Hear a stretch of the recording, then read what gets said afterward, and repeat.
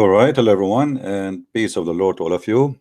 Please let me know if my voice is coming good and clear. I'm using today a different mic.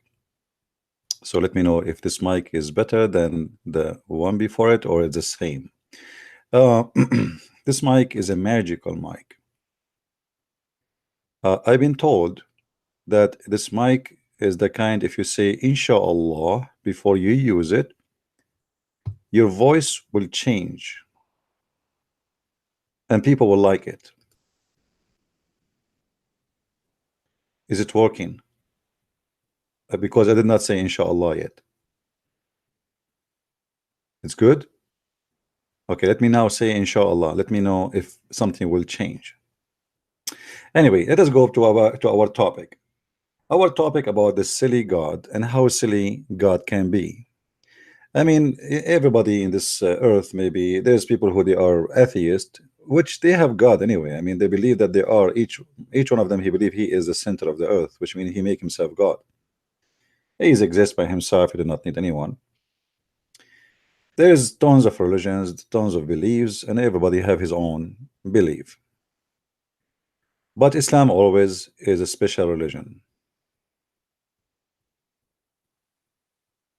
When you watch a movie, and if you go like to search for movies, there is sections like there's a section called fiction movies. And why they call it fictions? Which mean obviously is not true. It is fiction. All of us, we saw before a movie, it's called The Lord of the Ring. The Lord of the Ring is nothing much different from the Lord of Solomon or the Ring of Solomon. And for sure, there is no way that the author of the Lord of the Ring, he is the one who Muhammad copied the story from. Muhammad, he copied the story from somebody else. If we ask ourselves, if Muslims believe in God, and their God is all-powerful as they claim, how the power of God is moved inside a ring? If you wear the ring, you became a king. If you take the ring, you lost your kingdom. If you wear the ring, you control magic, you control genie, you control shaitan, you control the kingdom, you control the sky, you control the rain, you control the ocean. If you wear the ring. Now, if I'm a Muslim and somebody came to me with such a story that I have a religion and my religion taught me that God gave Suleiman a ring, and after he wear it, he can control the whole earth. What do you think, Muslims, of such a thing? We have a kid in the text. He keeps saying to me, saying in the text here that I blocked him. First, Omar, just to show you that you are a kid, even if I block you, you can make a new name in 2 seconds in Skype and come back and call me. So stop making and playing games. You are just a kid. You do not know what are you talking about.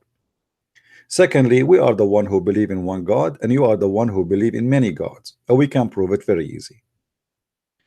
The Muslims, by the way, they claim, lying, that they believe in something called the oneness of God. I don't want to change the topic, but let me get this Abdul busted. If we go in the Quran, as long as you mention the Trinity and you mention oneness of God, etc., let me show you how silly the cult of Islam is. They have big mouth, but they have no knowledge. As usual. As what? Usual. If we go in the Quran, we will find a very silly, stupid verse.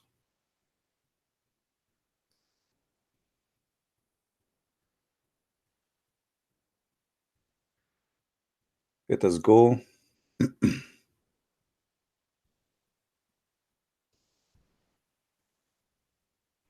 By the way, I never met a Muslim he knows what is written in his book.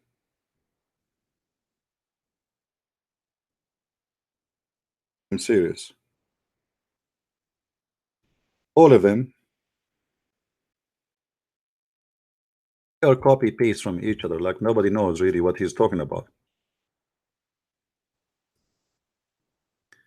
In the Quran, Allah claim that he level Muhammad to his level.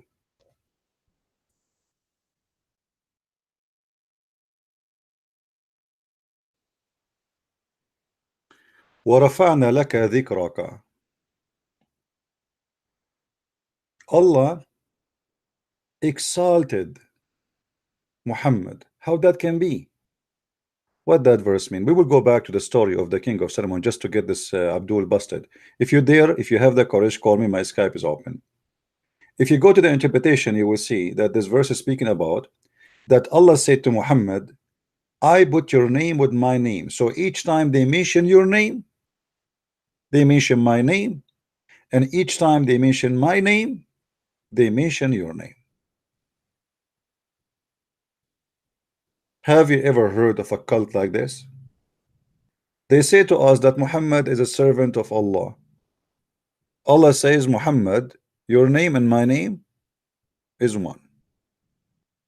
Now, let us see if this is true or not.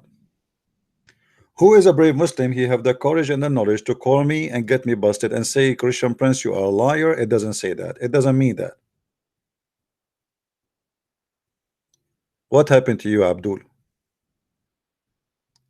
Omar, are you there? Are you talking to yourself? Huh? You are Waleem? You are Alim, or your name? We have re-recorded. Everybody is laughing at your last time you call me. Call me again. Call me again, Abdul. What you will lose? I mean, Allah will give you victory. So you Muslims are kuffar. When you say the Shahada, you have to say the name of Muhammad and the name of your God. You associate the name of God with the name of a man. Yet you claim that you worship a person, only one God, his name is Allah. But the fact you cannot say the name of Allah without saying the name of Muhammad. Your God, Allah himself, he extend his authority from the name of Muhammad. Which means if now somebody says, I believe in Allah, he have no authority. He have to say, I believe in Muhammad. And that is a clear proof that Islam is a false cult.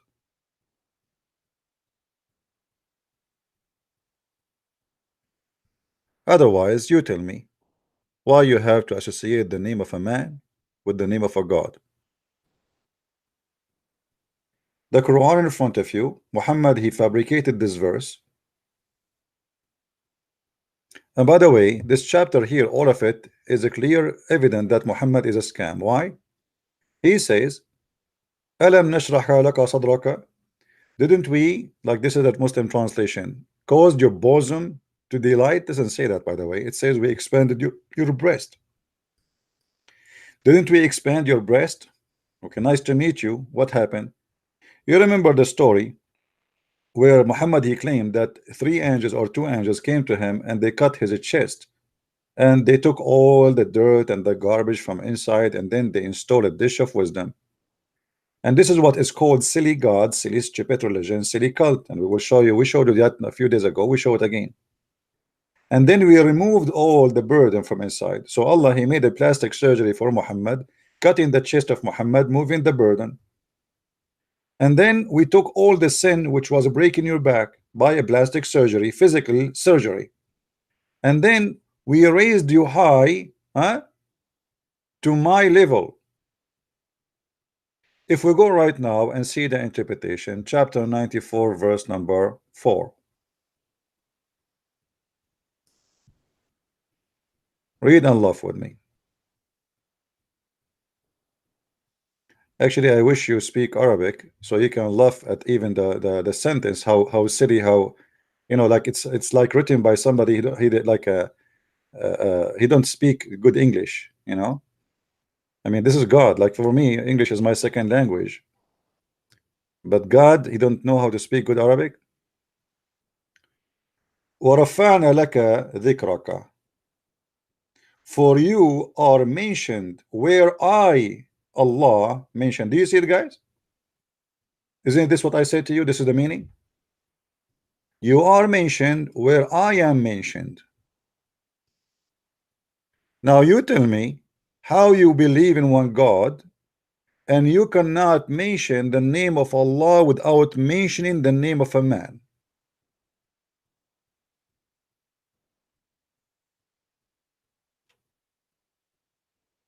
Hmm?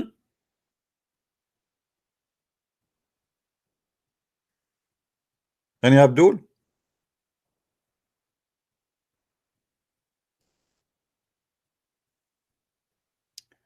Actually, this chapter exposed a lot of stupidity and silly things in the cult of Islam. When the Muslim they say to us that Allah, if you want something to be, he say be is going to be. But as we see, Allah did not say be, and he was not able to do be. He sent angels to do plastic surgery to Muhammad.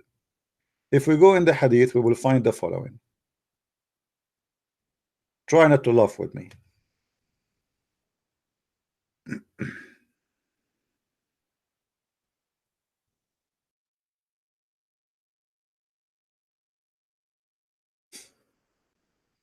This is a story coming from God.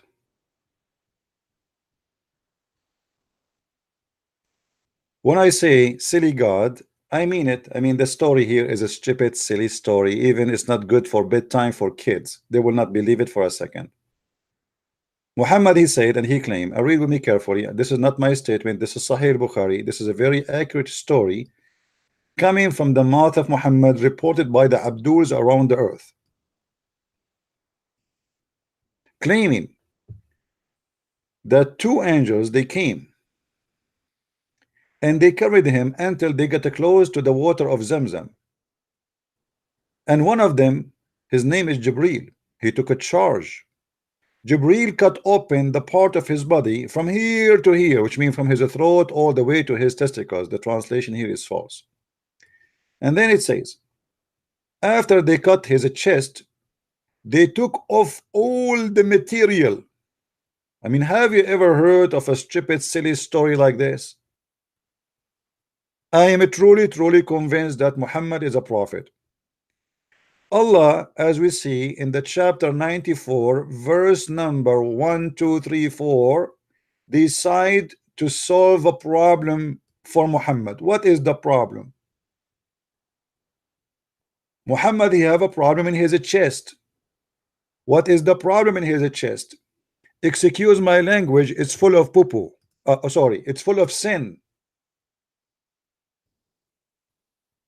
So Allah, in order to clean the chest of his prophet from the sin, he sent two angels and they cut from here to here.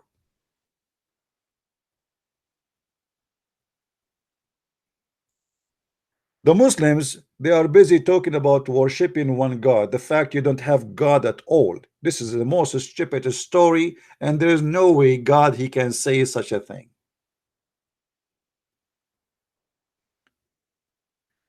Jesus, he said to the man, your sin is forgiven. He did not need to cut his chest. I mean, this is silly.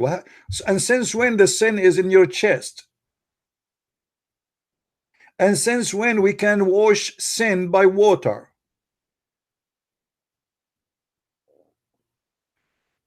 Stop saying that challenge is open, because obviously the open is something else in your body, not that challenge. Because if you are a man, you can call me right now, but you are a potato. So Muhammad, he claimed that his God, he did a plastic surgery for him, and he took all the sin which break in his back, and then he level him to be in the level of Allah. So each time you mention the name of Muhammad, you mention the name of Allah. So what Muhammad is trying to say to us in this fabricated verses, claiming that Allah is the one who took, that after the surgery I am not a human like you, I am equal to Allah. Allah made the surgery for me. He took all the garbage from inside me, and after that Allah told me, and I raised you high. Each time they mention your name, they mention my name. And as you see, this is not my interpretation. This is what Muslims understand. Do you see it?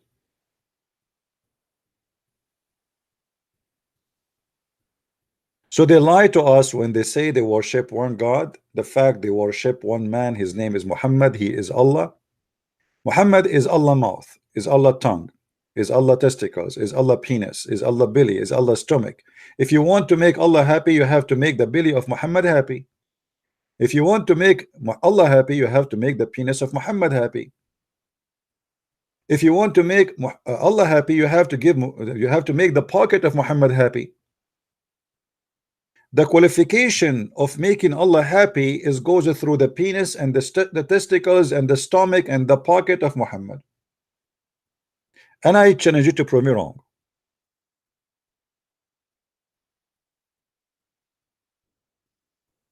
So stop lying, saying that we Muslims believe in one God. You believe in one potato.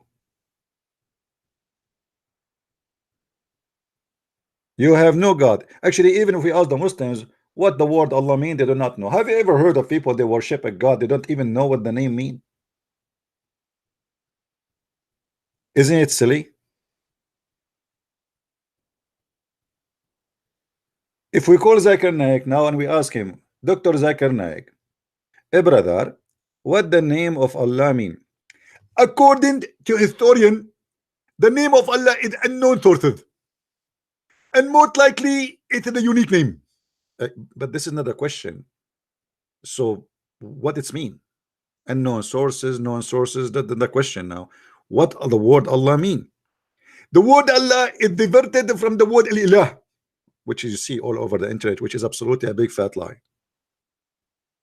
The word Allah have nothing to do with the word Al-Ilah. And actually, even I saw some Christians saying that, which is very silly.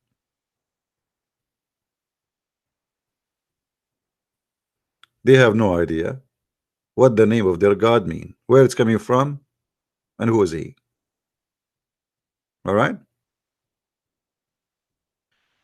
I hope Christian Prince he did his job in the Trinity. You see, when you see a Muslim talking about the Trinity, you think this guy, his religion have nothing to worry about except the Trinity. You see, let me show you how stupid you are.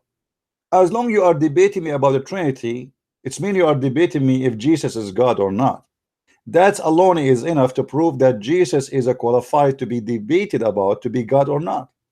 We are debating about your prophet if he is a child molester or not, and you cannot prove us wrong. We are debating about your prophet that he collect boogers in his pocket, and you cannot prove us wrong. We are speaking about your prophet having sexual relationship with many women, and you cannot prove us wrong. We are debating about your prophet accused to steal an underwear, and you cannot prove us wrong. We are debating about your prophet claim that he went to the 7-Eleven heaven, but there's no witnesses, and you cannot prove us wrong. We are debating about a man, he kissed a black stone in the shape of a vagina, and he put his head inside it and he licked it, and you cannot prove us wrong. But yet you are debating me if Jesus is good enough to be God or not.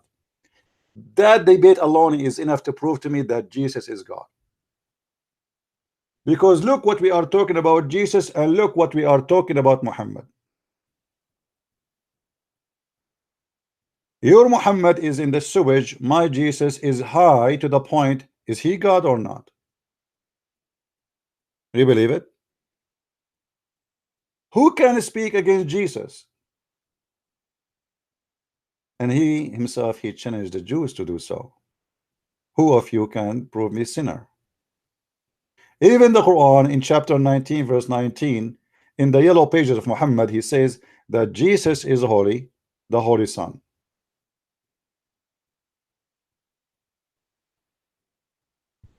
Have you ever heard of a prophet being accused to be a thief by his followers?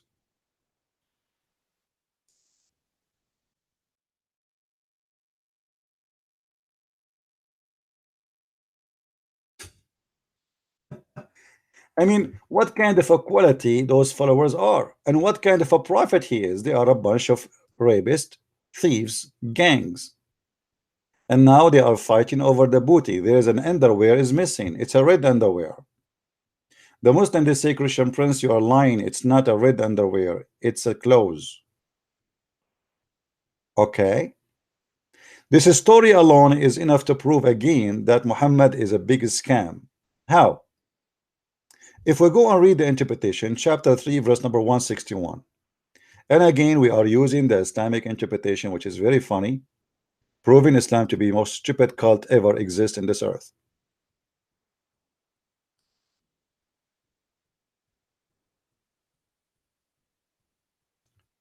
Let us see.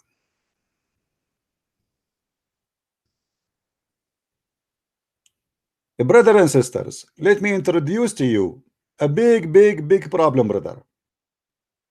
In the day of etc., in the year of etc., in the month of etc., in the hour of etc., Allah receive a phone call saying to him that the Abdul accusing their prophet that he stole a piece of a clothes. Read carefully with me. When some red velvet cloth went missing in the day of Badr, and some people began to say perhaps the prophet took it. The word yaghul in Arabic mean steal, not took it, steal. Guess what happened?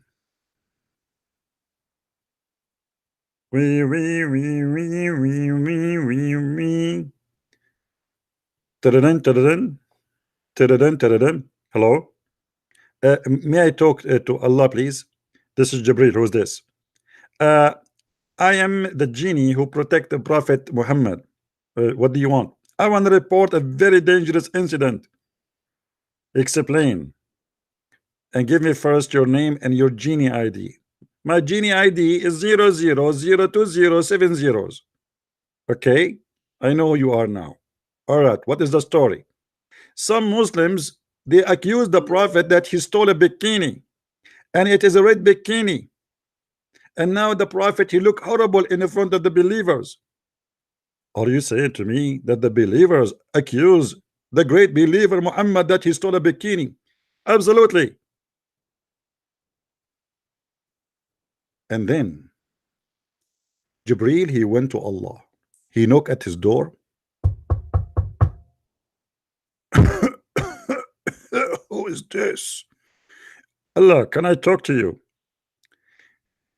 Jibril, you always bother me, and you come in the wrong time. Don't you see I'm busy watching Mr. Bean? Sorry, Allah, I have a very urgent news. Okay. Stop the TV, please. We will watch Mr. Beans later. Allah, please do something. The believers accused the Prophet that he stole a bikini. He was in Miami Beach and he took it. Are you serious? Absolutely, Allah. That's very dangerous. Absolutely, Allah. You know. Absolutely, Allah. The most silly thing about you. Absolutely, Allah. That you are so stupid. You keep repeating the same word. Absolutely, Allah. Forgive me, guys. I made the angels to program to repeat the same words. I want you to take this verse. I just wrote it and deliver it to Muhammad. Now Jibril, he took the verse and he went all the way to Muhammad. He knocked at the door of Muhammad. Muhammad, he opened the door, he gave him a verse. And what the verse saying? It is not for a prophet to steal. What? I mean, the guys are accusing him that he stole a piece of clothing, and you say to him, tell them that Allah told you a prophet will not steal. This is the solution. Have you ever heard of a silly, stupid God like this? What about you tell us who took it? You send us a message from the 7 galaxies behind the 7 bathrooms. to tell us it is not Muhammad who took it? Well, thank you. I mean, this God is amazing. Please don't hire him to work for the police or FBI. Imagine somebody accused somebody that he took some clothes or jewelries or something. The police send report, it is not him. How you know it's not him if you cannot find the other person? Okay, who is the one who took it? Until now, this piece of bikini is missing and nobody knows where it goes, and Allah never told us. How Muhammad is a prophet of God? How Allah is God, yet Allah don't tell us who is the one who took the bikini?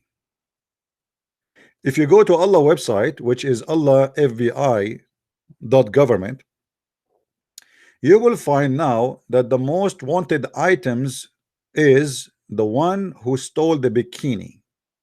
And by the way, there's a big prize for those who can find it. If you know any information about the missing bikini, please call 1-900-Allah. Do we have any Muslim have a conclusion based on this? Based on this, Allah cannot be God, because if Allah is God, should tell who is the one who took the bikini. Obviously, the one who took the bikini is Muhammad. Muhammad, he made a verse saying it's not me. Allah told you it's not me, but he cannot tell us who is the one who took it. Isn't it obvious that he is a thief?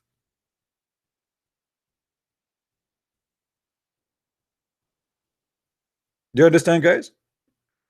It's really obvious that he is the only thief, because if this is a message coming from Allah, there's no way Allah will not tell us, or he do not know who is the one who took it. All what you need to do, go to the house of this man and find it there. But because Muhammad is the one who stole it, and by the way, they are fighting over the booty, which means this is already stolen stuff. All of them, they are a bunch of thieves, and now they are fighting over the spoil they stole from the neighbors.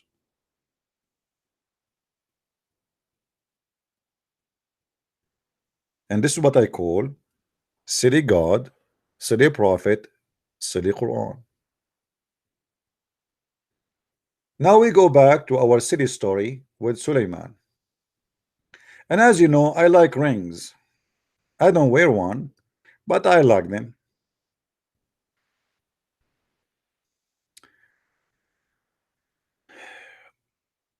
I'm looking right now, actually. I'm trying to find this ring, because if I can get this ring, I can control the whole world. At least I can stop YouTube from deleting my videos. I will wear the ring, I will control YouTube. I will control Twitter.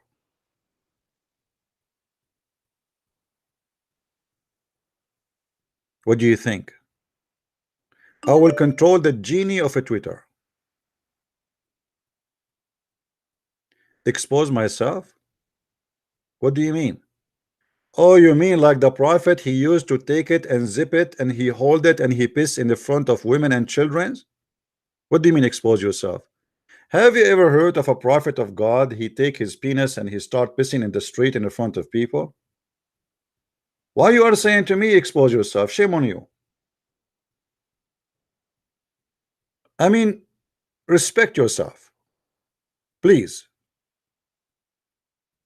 I can prove it.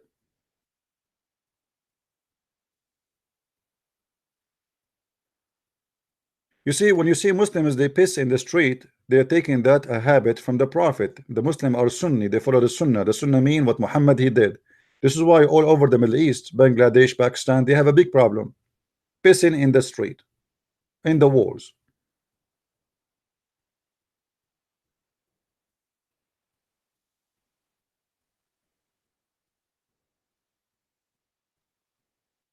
If we go and see this story about Suleiman,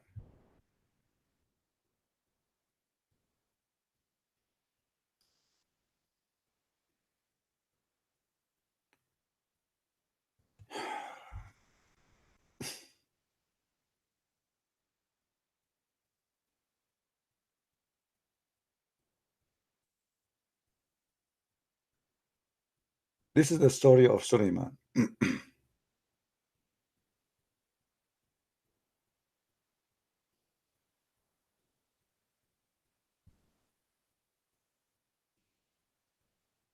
Tons of stories.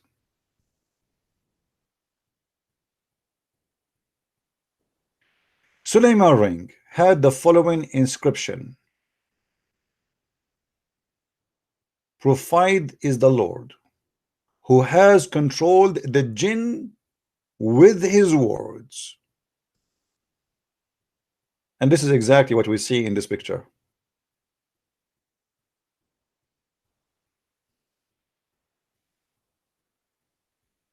Do you see it?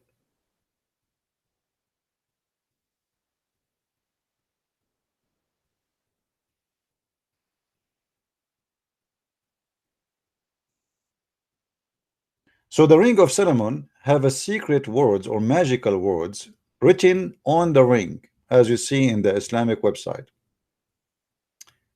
In another reliable tradition is narrated from, okay, okay, let us see. Let's go to the story. I mean, this is really tons of boring stuff. And you know, the funny thing, when Muslim they say according to a reliable chain of narration. Hmm. Okay.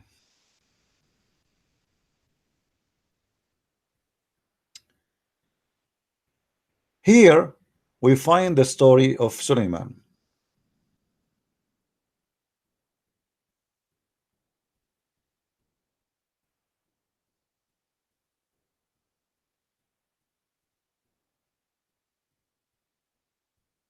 Let us see.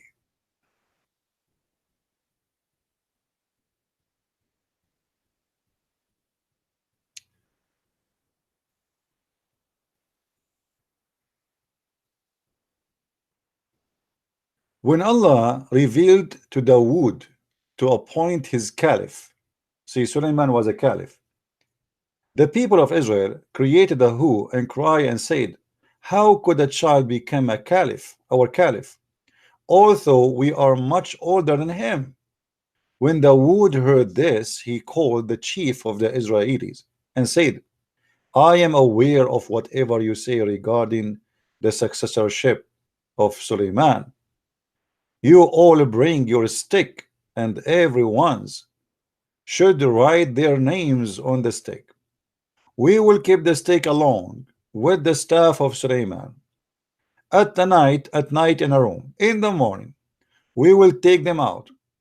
Whoever staff has lit, and the flower will be rightful to succession to be a successorship. The people agreed, and the sticks were kept in the room, and the Israeli guarded it. In the morning, Dawood finished his prayer and he opened the door and he took out the sticks. The Israelis saw that Suleiman's staff had a green leaflet in it. Muslims, are you reading?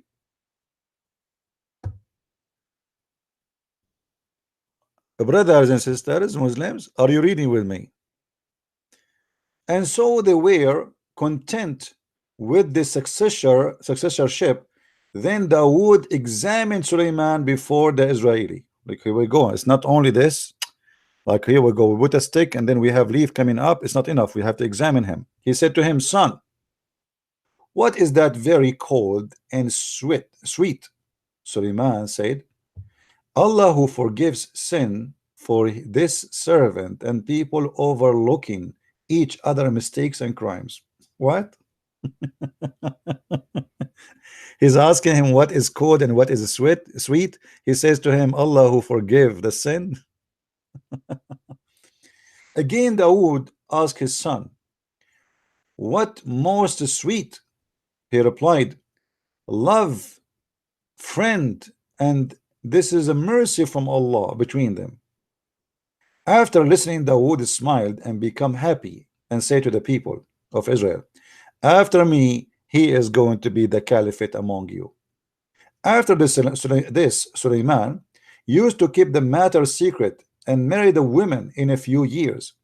He was hiding with his friends. Suleiman is hiding now. This is Sahih. Sahih. Oh, this is sorry. This is a Shia story here. Saying his wife, said to him a day, "My parents be sacrificed on you by your good behavior and habit. You and not make me uncomfortable, except that your expense are upon my father." Uh-oh. Go to the market and get sustenance, and I hope that Allah will make you hopeless. What does that mean? Suleiman said, by Allah, I haven't worked in this world, nor I know anything. Then he went to the market and he searched for work in the whole day, but he could not get anything.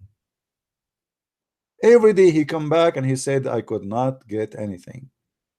The wife said, doesn't matter, tomorrow you will get it. Next day again he was repeating again. The wife cancelled. And the third day he reached a river bank and he saw a person fishing. He said to him, shall I help you to return of 2 fishes? The man agreed. So Suleiman helped him in catching the fish. The fisherman gave him 2 fishes as his wages. Suleiman thanks Allah. When he cut open the fish, he found the ring in its stomach. We just won the lotto. By the way, I am buying fish from now on, and I will I will not buy a fish which is cleaned already. I will never do that. Do you see why in the market these days they give you a fish have nothing inside? Because they are looking for the ring.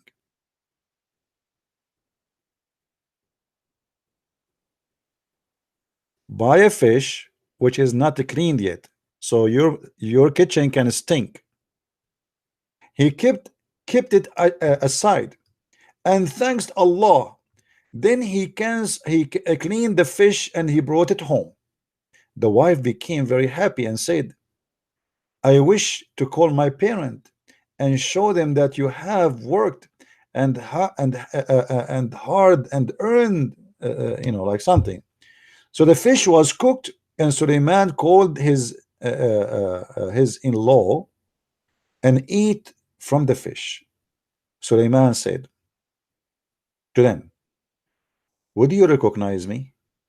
They said, no, we have not seen you at all.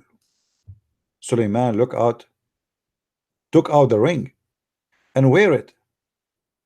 At that moment, all birds and the jinn come to him.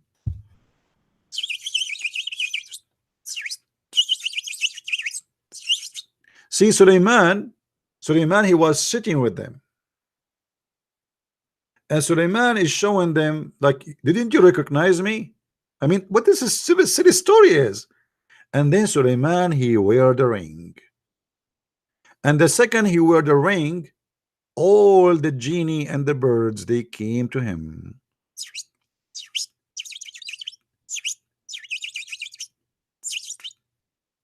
Alhamdulillah.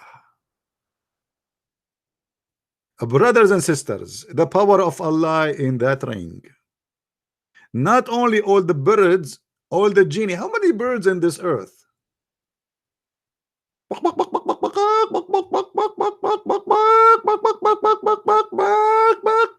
the ducks, and I mean, you name it. All the birds and the genie in the world, they come to him. Just he put the ring in, all of them they come.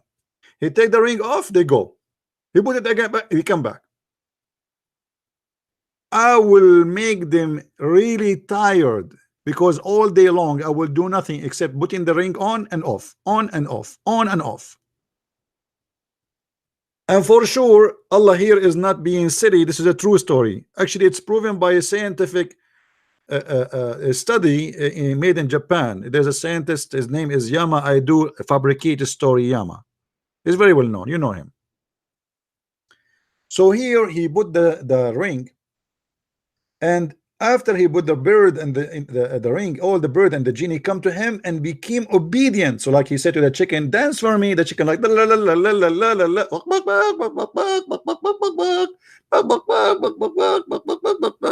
okay, no, not like this. In the other side, I want you to go from left to right. No, this is not a chicken. This is walk. This is. Are you a duck or a chicken? What's wrong with you? Sorry, I am nervous. This is the first time I dance for a prophet of Allah. He controlled and they become obedient. Who is the Muslim when explain to me when the chicken became obedient, what happened exactly? Do we have any Abdul? Now we have the chicken are obedient to Sulaiman. Like he bring the chicken in front of him, he says lay egg, and the chicken starts squeezing. I told you lay egg. Are you disobeying me? Sorry, Sulaiman, I don't have any inside me. I don't care. I say lay an egg, you give me an egg.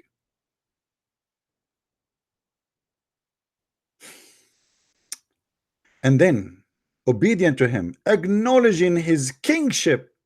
What in the heck? The chicken, the ducks, they are acknowledging that you are the king. You are the king. Rock, rock. True story. He brought his wife along with her parents to the city of Istikhara. What is that? And his people, his Shias, which mean the people who believe in him, gathered around him and become very happy. Their difficulties of his absence vanished. He ruled for a long period. This is a nice movie. When the day of death approached, he appointed Asif bin Barakaya by the order of Allah as his successor. He was a guy, his name is Asif. Are you a guy from Pakistan? Your name is Asif? Here we go. Asif became caliphate. His followers only referred to Asif and solved their problems. Asif was hidden by Allah from them for a very long period. I mean, what is this?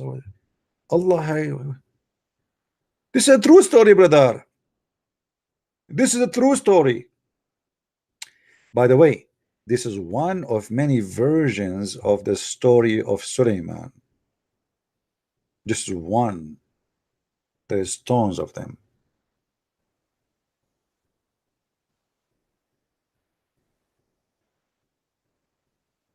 Let us show you. Let us see where we can find the ring when Sulaiman he lost his ring. You remember how Sulaiman lost his ring, right? He went to the bathroom.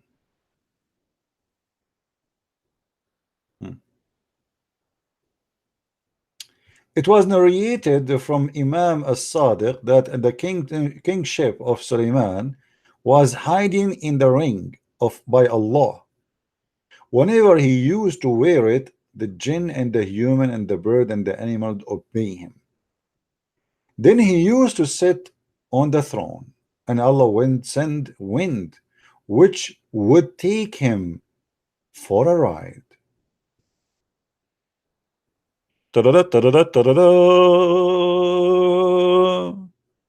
Sulaiman over the throne. Genie, chicken, ducks, human, get ready. We are going to take a hike. And then Allah he sent the wind. And by the way, this is mentioned in the Quran that Allah in the Quran he says that Allah he gave Sulaiman in the chapter of 27 and chapter of the cave. You read that interpretation where it says that Sulaiman he can travel for a distance for a month. If you go to chapter 34 verse number 12, Well, Sulaiman, we made the wind obedient. If you go and read the interpretation for this, you will see that Allah, he gave Sulaiman a flying carpet, and he can put in the top of it all his army, including 600,000 chairs.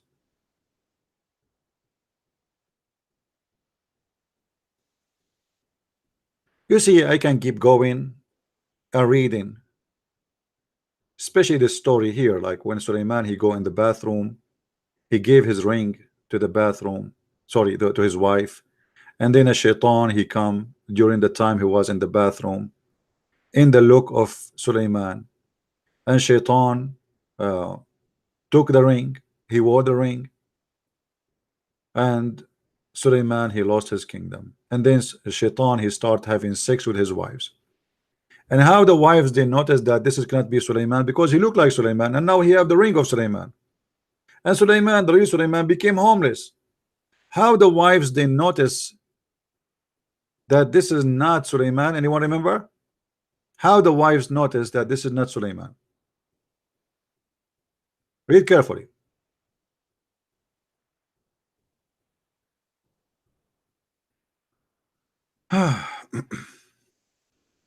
So here it says that he take a flying carpet, he go to Persia, he go to Damascus. You know, Sulaiman, he go around the earth in the flying carpet.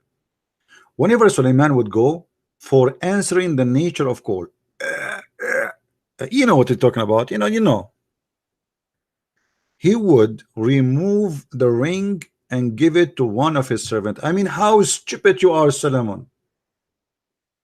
Just because you want to do shit, excuse my language, you take the ring which controlling the whole universe and you give it to the servant.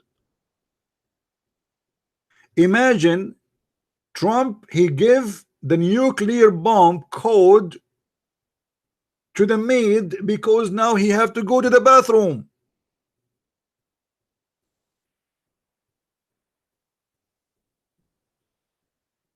Brother, it is haram. It's haram. You cannot take the ring of Allah with you to the bathroom. You cannot take the ring of Allah to the bathroom. It's haram. So Sulaiman, he have to take off the ring before he entered the bathroom. You know, I have a solution. Why Sulaiman, he don't like make a bathroom where there's a wall and he can put his hand like out? I mean, it's still out, but still he have the ring in his hand. And look what happened. So each time Sulaiman, he want to go to the bathroom, he gave the ring to one of his servants. By the way, in different story, it says he gave it to his wife. One day, the shaitans, which means Satan, fooled the servant and took away the ring and wear it themselves. Oh boy. Oh boy.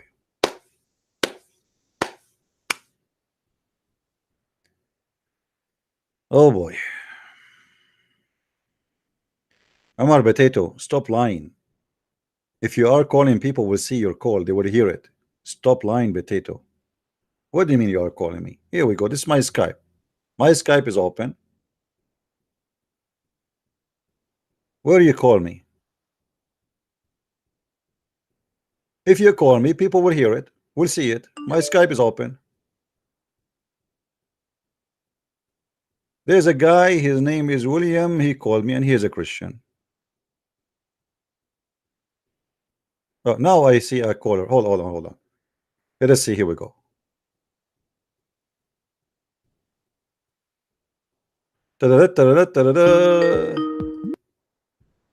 Hey Omar, how are you?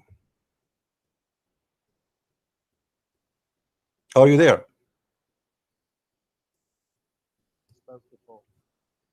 Hello?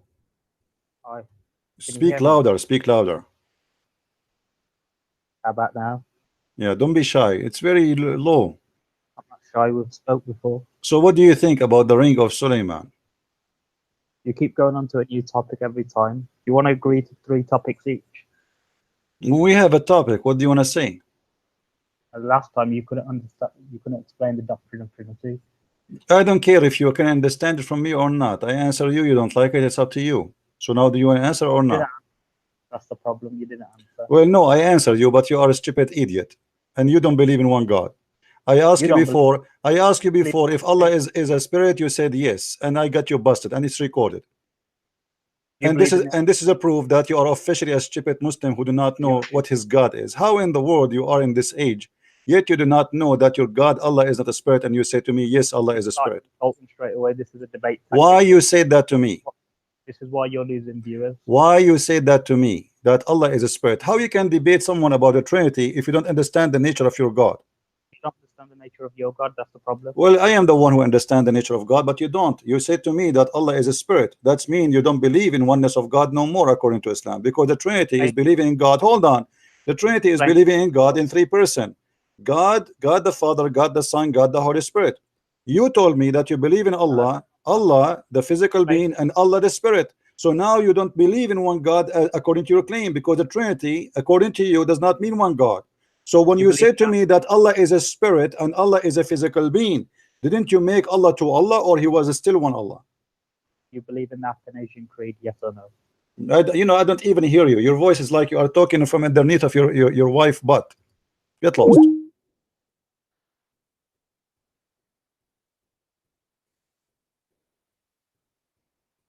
Stupid coward. Imagine Muslims in the age of 50, yet they think Allah is a spirit. And they come to Christian Prince, and Christian Prince, he spank them and he teach them who is Allah. This donkey, he called me and he agreed that Allah is a spirit, which is absolutely not Islamic, which means he was worshiping wrong God all his life. You remember actually how many of them they do the same thing? Do you remember even the guy, the Moroccan guy? 2, 3 Moroccan guy, they call me. They go every Friday to the mosque. They are in the age of 50, 60, and yet none of them knows that Allah is not a spirit. They are worshiping their God all their life, but yet they do not know the nature of their God, and they want to debate us about the Trinity. For you, the second you say to me that you believe that Allah is a spirit, and you in the same time believe that the Trinity is false, that means you believe is false too. Because your God Allah is a physical being, and now you said to me he is a spirit, which is false. In Islam, Allah has no spirit. And I agree, Allah has no spirit because he is not exist. He is just an idol. A person, anything have no spirit is a dead person.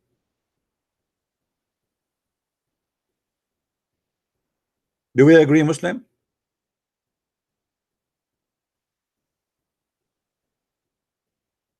Actually, even the nature of a human being prove that the Trinity is correct.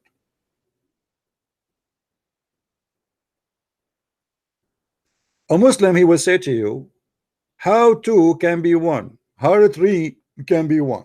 How four can be one? Well, how you are a physical being and a spirit and you are one in the same time? How Allah, he says that the word, his word is not created, and he have a physical being, yet he is one. So now we have two and a created object in Islam, Allah and his words. How stupid that is.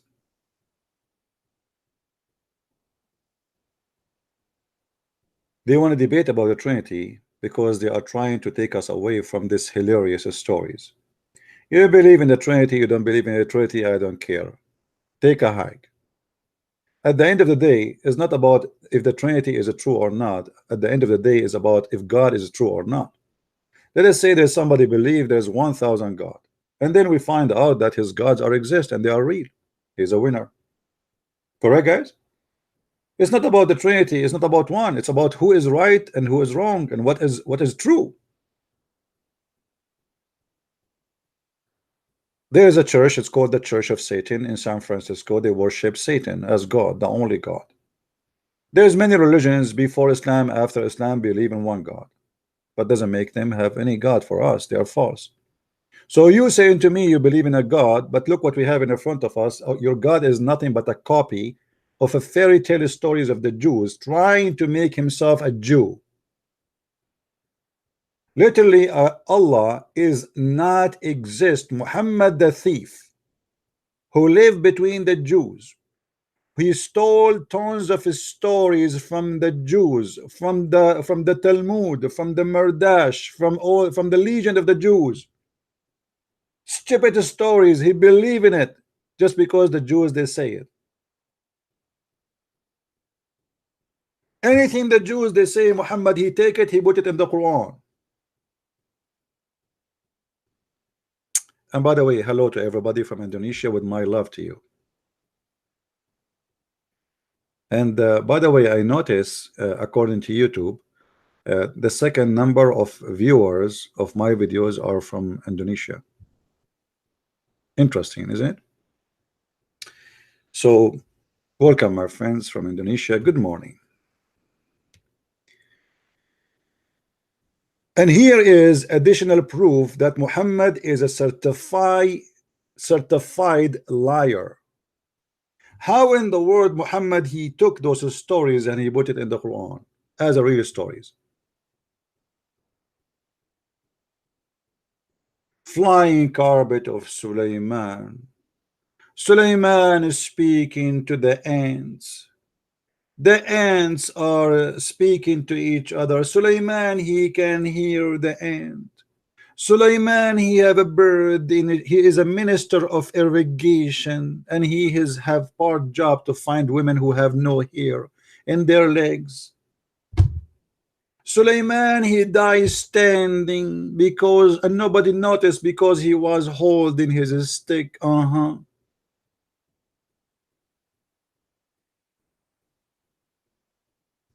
You are worried about the Trinity, but you are not worried about the stupidity in your book.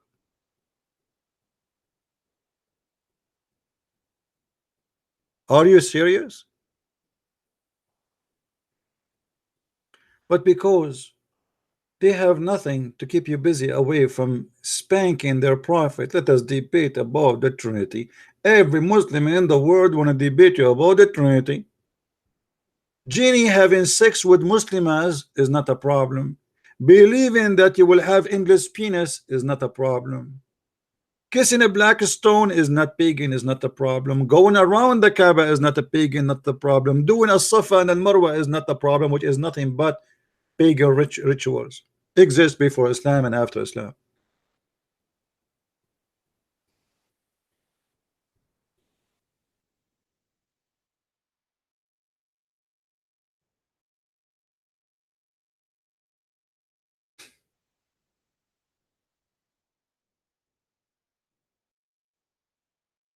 You know, when Sulaiman he died, according to Muhammad, hold on, let's show the Muslims some interpretation because they might say to us, I mean, come on, you are lying, you are a liar. This is cannot be true. This is not in the Quran. Okay, you are a liar. Okay, well, brother, why am I a liar? How I became a liar? Let's see.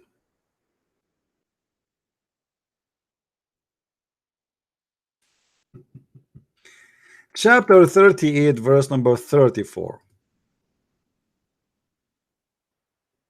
To the Muslims who they are worried about the Trinity.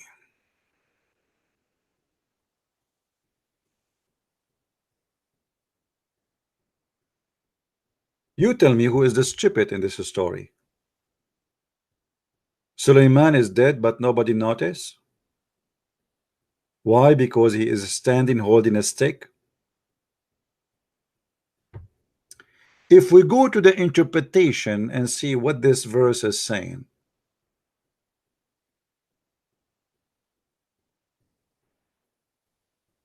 guys, don't text me when I'm talking here unless it is necessary. If we go to Ibn Kathir,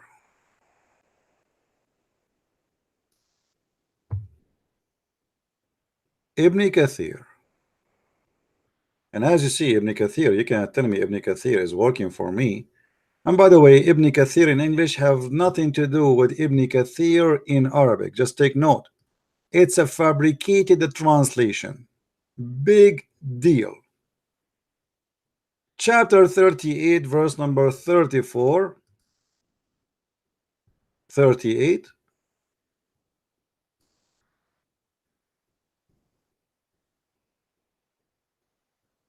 Read and laugh.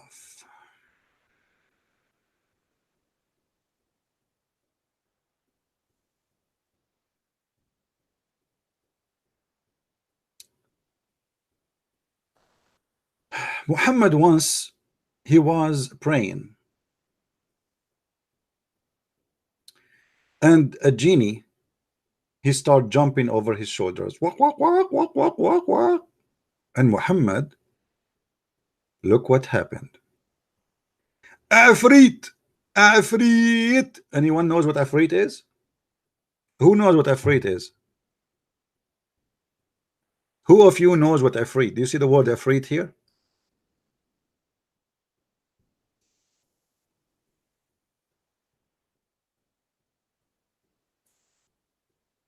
Anyone knows? What is Afrit? No, no. You see, this is what the Christian they mistaken. Genie are not demon. Muslim do not believe in demon. Don't mistake. Don't mix things up. Muslims sometimes they try to fool you. Says genie is the same as a demon. It is not. Muslim don't believe in that. Genie is a creature. He can even have sex with Muslim women. If you have my book Sex and Allah, you will find the stories there about Muslims complaining that genie having sex with their wife. Actually, one of them he found fire in the bushes of his wife, and you know what bushes I'm talking about, because the genie is made from fire. So obviously, when he put his private part there, he will make a fire. And actually, once I was doing camping and we do not have fire. So I asked a genie for a favor. I said, can we use your penis to light the fire, please? And for sure, the genie, he was very, very nice. He's a Muslim genie. He hold his penis, he hit the wood with his penis, and the fire sparks start all over because he is made from fire. And we can show you those reference later. Now, Ifrit is a genie, but he is extremely, extremely, extremely fast. I don't know. I mean, you see, we mention a story after a story, we find ourselves, we have to go back to the Quran. If you go in the Quran, you will find that Allah he mentioned the word Ifrit too. In the same story about Sulaiman, chapter 27, verse number 39. It says here, look at the translation here. As stalwart, what stalwart mean? Anyone can tell me what stalwart mean? What stalwart mean? I don't know what this word mean, honestly. Afrit is not a stalwart. It's a very fast genie. It should be a very fast, extremely fast. So look here, because this Afrit, it doesn't say genie, by the way. Afrit of the jinn. Stalwart. What the word mean?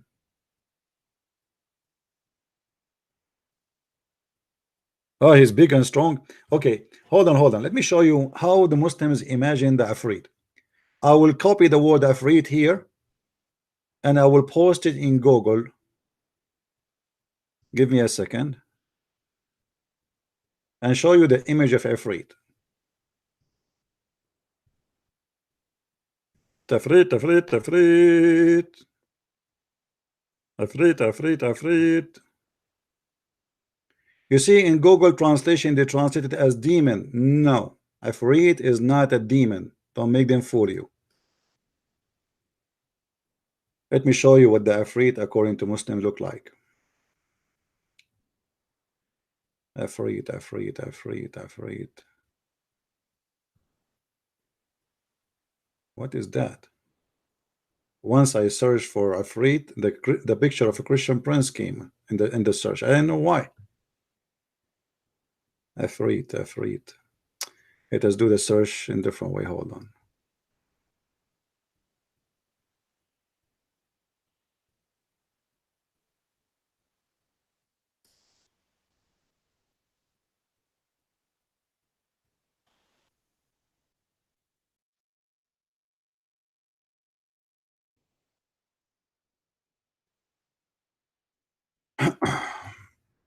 I'm trying to find you how they imagine the Ifrit. Yeah, something like this. Okay, here we go. You see this guy here? This is how they imagine the Ifrit. All Islamic movies, when they play Ifrit in the movie, they bring a guy, he is big, he is bald, he have little hair in his head, and he have like exactly like this. Do you see it?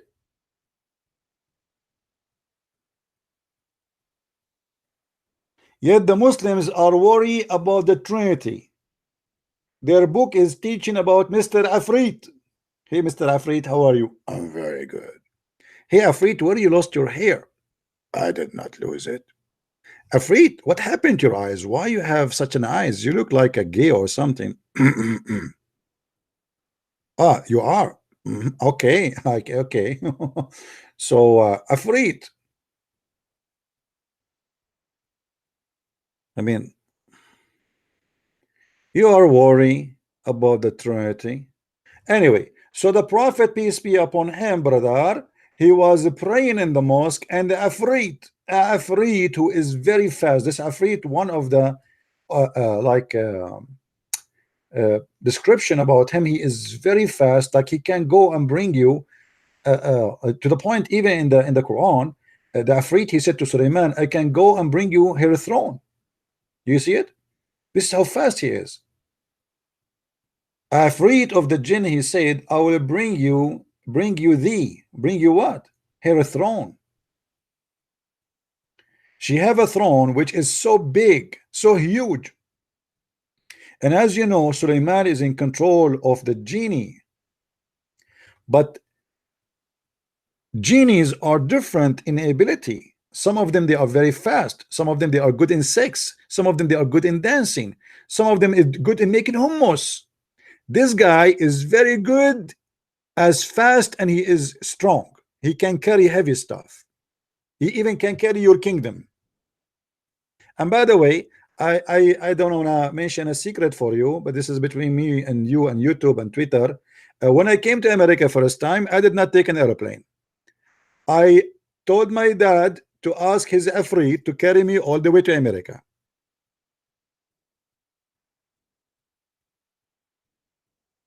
This is why when I came to America, I have a lot of Middle Eastern stuff with me. I brought with me hummus.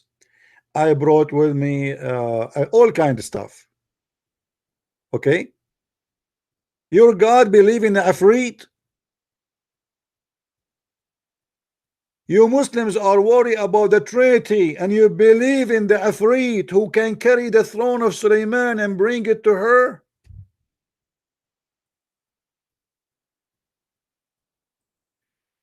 Ifrit, ya Ifrit, Ifrit, ya Ifrit, Ifrit, ya Ifrit, Ifrit, ya Ifrit, Ifrit, Jinn. And always in their Islamic movies, when they bring Afrit, he's like they do this, like, I am Afrit. You don't even laugh normally. I mean, he's Afrit. Like, come on, you want him to be Afrit, and he just laugh like us? No way. I mean, are you stupid or what? The Abdul are worried about the Trinity. This is okay for them. The Trinity does not make sense. Afrit, who is a genie, who is a shaitan, he can go and carry the throne of. And look at the gang mentality. Afrit who served Sulaiman, he told Sulaiman, I can go and bring you her throne. What does that mean? A bunch of thieves? The woman, she have a throne. How you want to bring it? Thieves. Islamic mentality. It's halal. As long it's owned by someone, he's not a Muslim, we can steal it.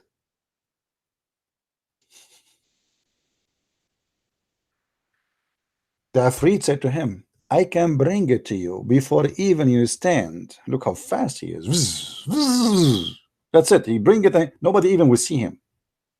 He's faster than the light.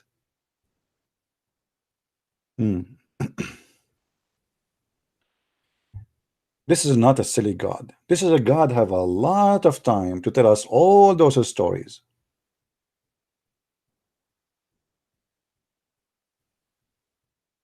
And don't forget here, before we arrive to this part in the story, uh,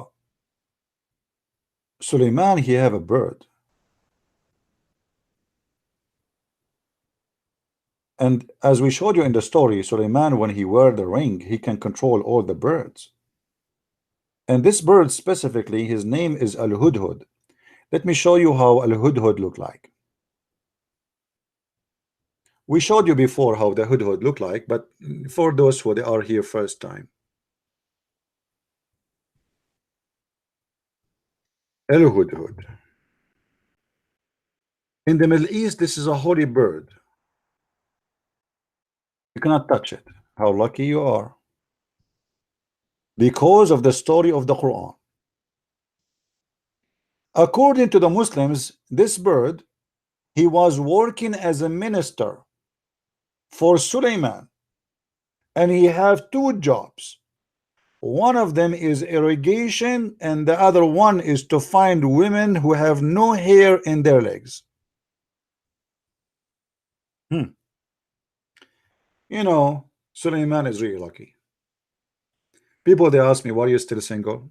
How I can find a woman she have no hair in her legs? It's impossible. We are Arab, we are very hairy. Once I went to swim in the swimming pool, they kicked me out. They told me you cannot swim with your clothes. I said, I'm not wearing my clothes, this is my hair.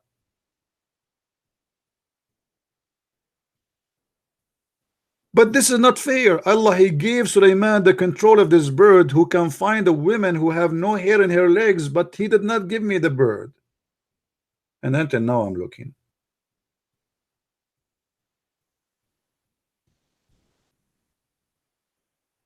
It's very hard. It's very hard, my friend. It's very painful. How in the world you can find a woman, she have no hair in her legs? If I have this bird, he can help me for sure. This guy, he have a special ability. He can see through. In one of the interpretation, a guy, he said to Ibn Abbas, how this guy he can see through, but if we cover the the seeds by dust, he cannot see it. Ibn Abbas, he said to him, aren't you afraid that Allah will strike you for saying that? The Abdul, he could not, he's not convinced with the story. So Ibn Abbas, to silence him, he said to him, aren't you afraid that Allah will strike you?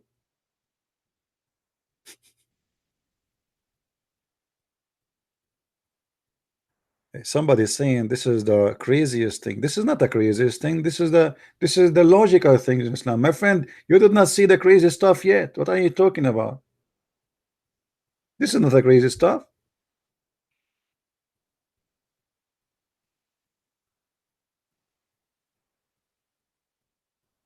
This is a crazy. This is very logical. I'm very convinced actually. Okay, just to prove that Allah is right, just to show you how you Christians kuffar, you are jealous.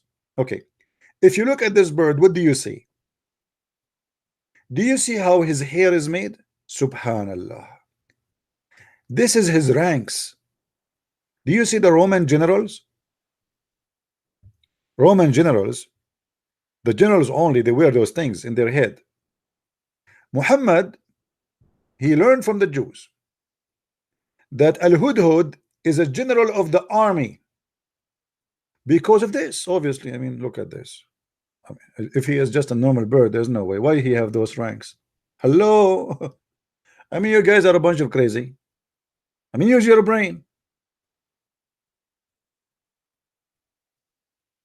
If he is not a general in the army of birds, what he is, what is this?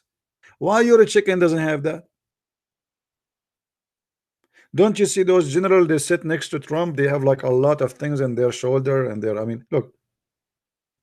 In the old days, they didn't put it in the shoulder, it's in the head. And actually, even this guy, he have in his shoulders too. Look, look, look. See?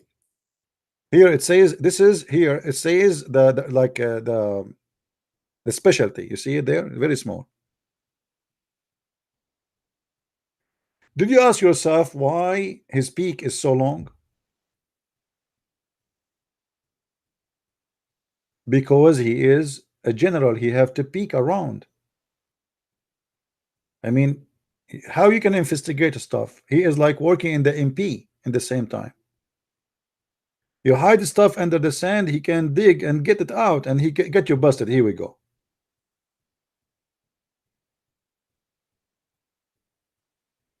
But the Muslims are worried about the Trinity. If I am you, I will be worried, my friend. Not about those stories in the Quran. Trinity. Trinity, brother, doesn't make sense. This is make sense. Those Christians are crazy. This is very convincing story. But wait until you see the rest of the story. The poor bird, after he found the queen of Sheba, Balqis, and Suleiman, he went all the way there. He fly with the flying carpet, carrying 600,000 chair.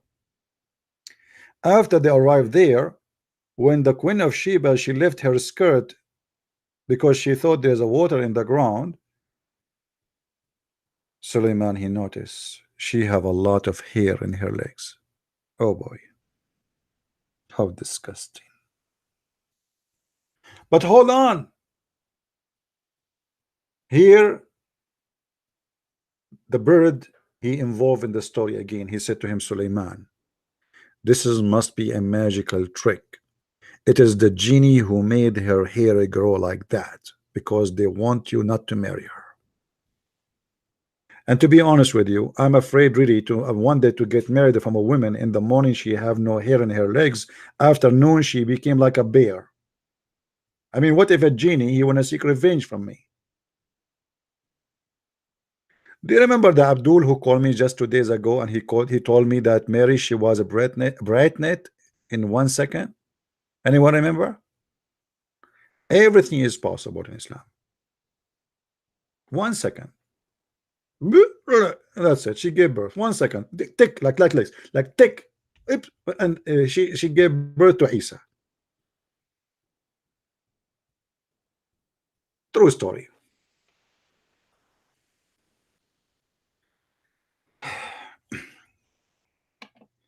Guys, aren't you bored of me?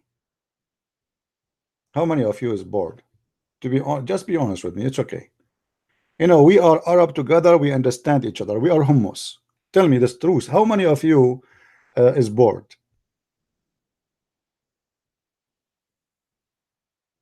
You're not bored. I'm bored of myself. I say to myself, what if Allah one day made me a bird like this? I want to be a minister for once in my lifetime and look for women who have no hair in their legs. What a lovely job. Flying around the earth in the beaches, going to the beaches, looking at the women legs, this leg, look like those legs. Man, look at those legs. And Allah cannot be upset from me because this is my job.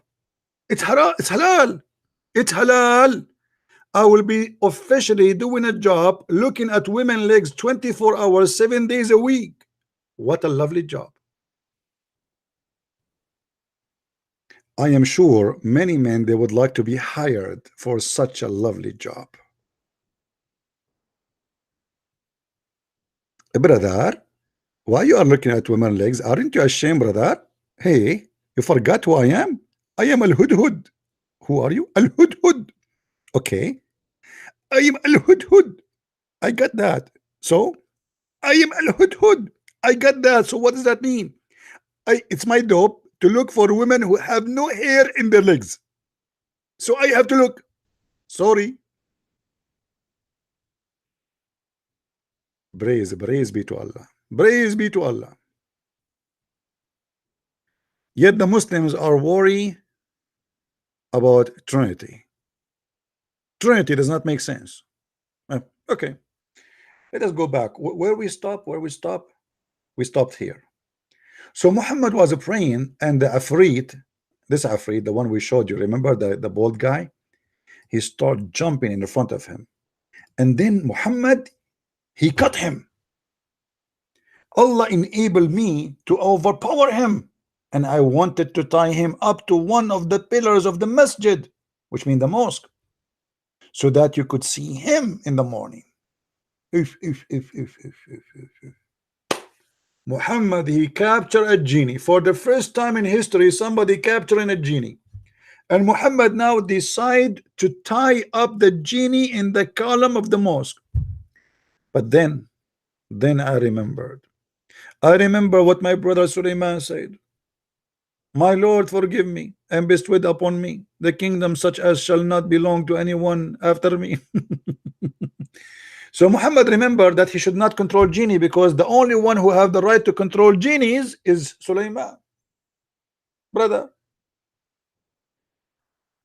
Muslims, can't you tell that Muhammad is a big fat liar? I mean, people, they are desperately waiting to see a genie. They never saw a genie all their life. And now you capture a genie, you let him go just 5 minutes before they arrive. Brothers, sisters, just before you leave, before you come here, a second ago, I released the genie. What about you hold him for 5 minutes more? Let every Muslim see the genie. Take a selfie with the genie. Obviously, Muhammad here is not lying. This is a true story. And by the way, as long genie is a person who can be transformer, for those people who do not know, genie can go invisible. How you can capture him? Genie can go through the walls. How you can cut him and tie him up to a column?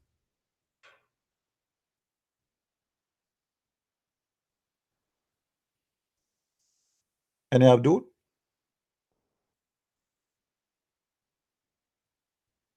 how someone have the ability even to go inside your blood? Imagine, guys, genie can go inside your blood. He can go inside your penis. The prophet, he said, do you remember the prophet? He said, did I say the prophet? I should say sallallahu alaihi wasallam. The prophet sallallahu alaihi wasallam. When the prophet sallallahu alaihi wasallam, they cannot even say his name without saying sallallahu alaihi wasallam. Do you remember when the prophet sallallahu alaihi wasallam said that when a Muslim he have sex with his wife, he have to say certain prayer, otherwise shaitan is going to hurt his offspring? How is that? Let me see if I can find you the reference in English. Anybody have it saved?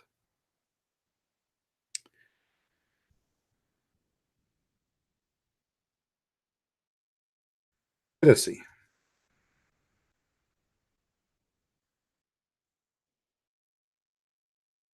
I have it in my book too, but I will try to find it for you in English here on the internet.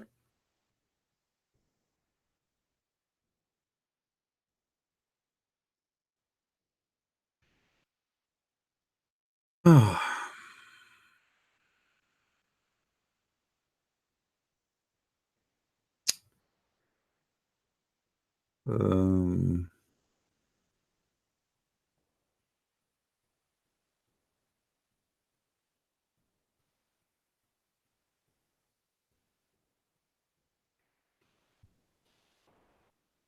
anyway, until I find the reference in English, according to Muhammad, before you have to make the prayer, you have sex, you have to make a prayer. Otherwise, shaitan, if you don't do that, shaitan will round himself around your penis, and he will be the one doing your wife.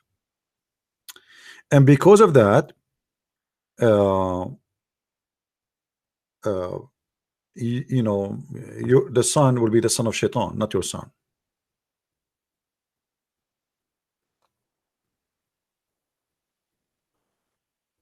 Let us see.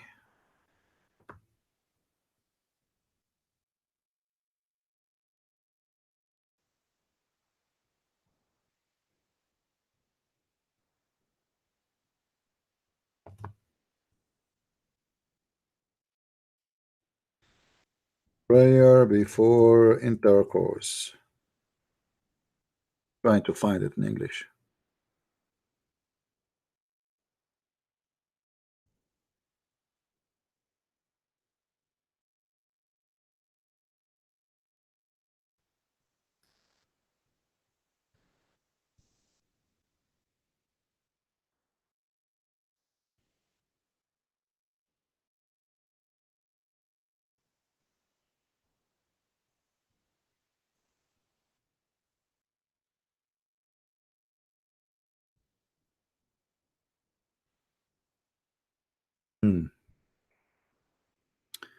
Until now, I did not find it. But in Arabic, I can show it in the screen in a second. This is not an issue. Uh,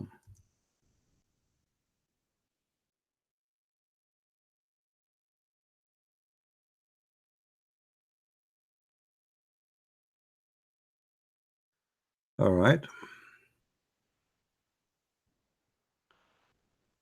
We can show the hadith, but it's not what I'm looking for really.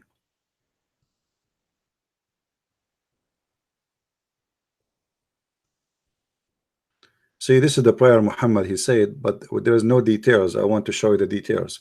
Muhammad he says before you have intercourse with your wives, you have to say this prayer, so shaitan will not be able to hurt your childrens. And how simply he hurt them, because they will be his kids, for he is going to round himself around the penis of the man, and he will be the one really having sex with the wife. So at that moment, if you don't say this prayer, literally you will be having threesome, according to Muhammad, which means Muhammad mother herself, she was having threesome because his mother was not a believer and she did not say that prayer. All right, this is always stupid and silly, the story. uh,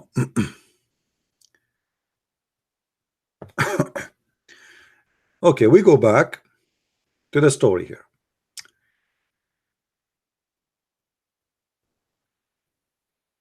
You can read this page, actually it's full of stupid stories. Muhammad he mentioned them, like as an example, the Afrit, he come to Muhammad and he put fire in front of his face, but nobody can see it except Muhammad. Only Muhammad can see the fire.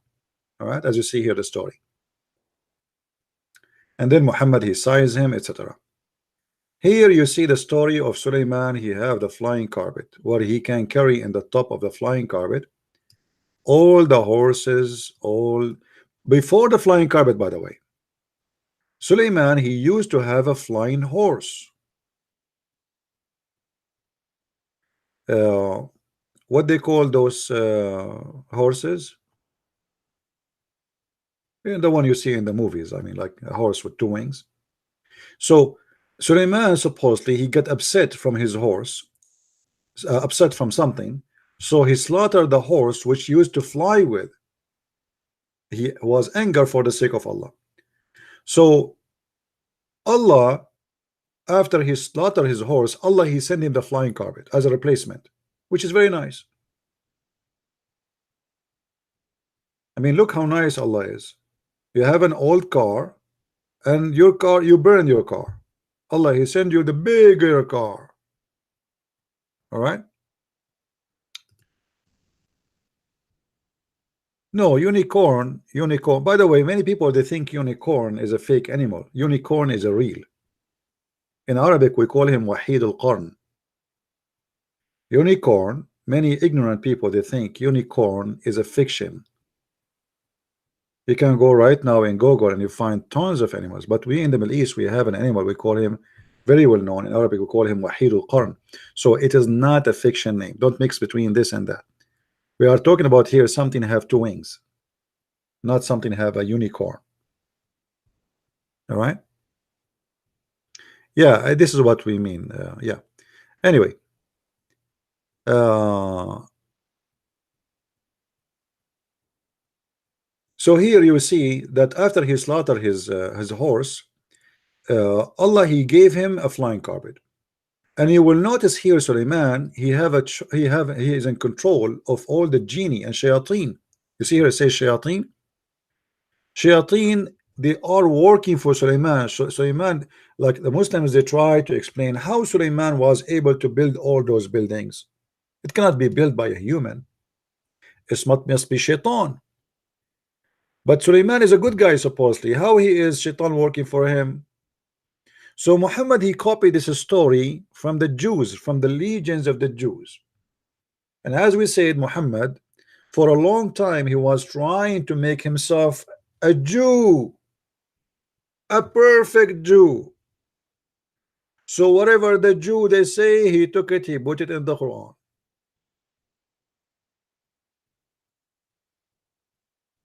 Yeah, my Skype is open, but now it's under the control of the genie.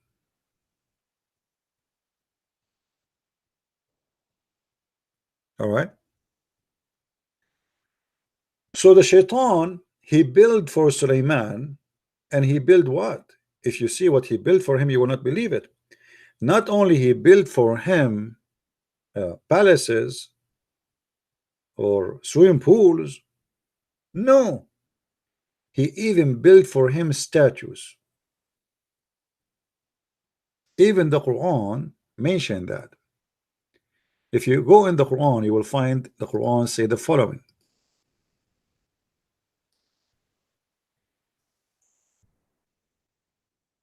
The Muslims, they try to hide this text in the Quran because it's very embarrassing.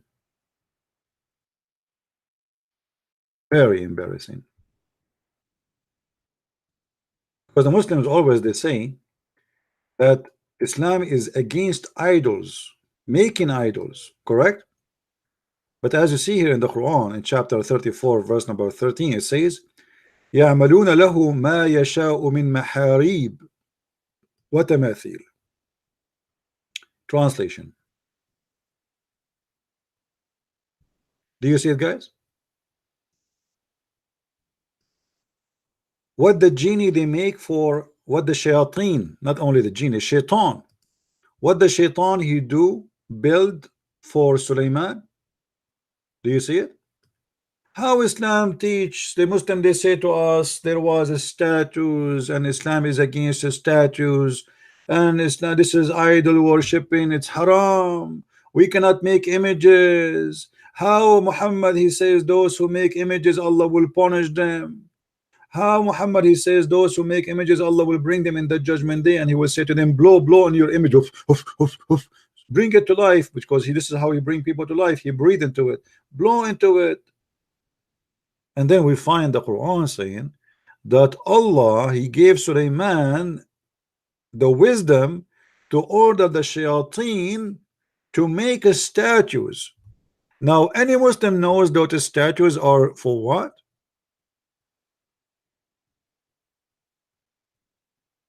You like my new mic? Is that, guys, is this mic is better than the one before? Is this mic is better than the one before? Is it?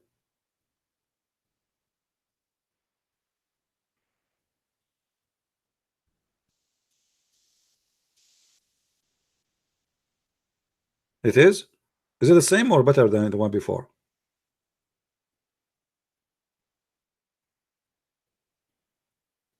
Okay. By the way, it's the same one. I'm just joking, it's a different one. This one is big and fat. Unbelievable. It's like big, like it's a big like a watermelon. Thanks to Allah, there's no Muslim will see it, otherwise they will do something with it. Because it looked like a watermelon. Unbelievable. So anyway, they give us speeches about statues is haram, brother. Statues is haram. Do you see, brother? Some churches they have statues, brother. Haram, haram, brother. Haram, haram. What haram? What haram? Okay, somebody is asking me a question. Hold on.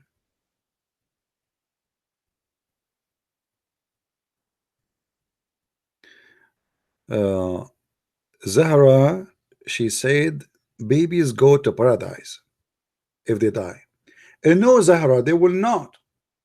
They will not. Sad news, Zahra.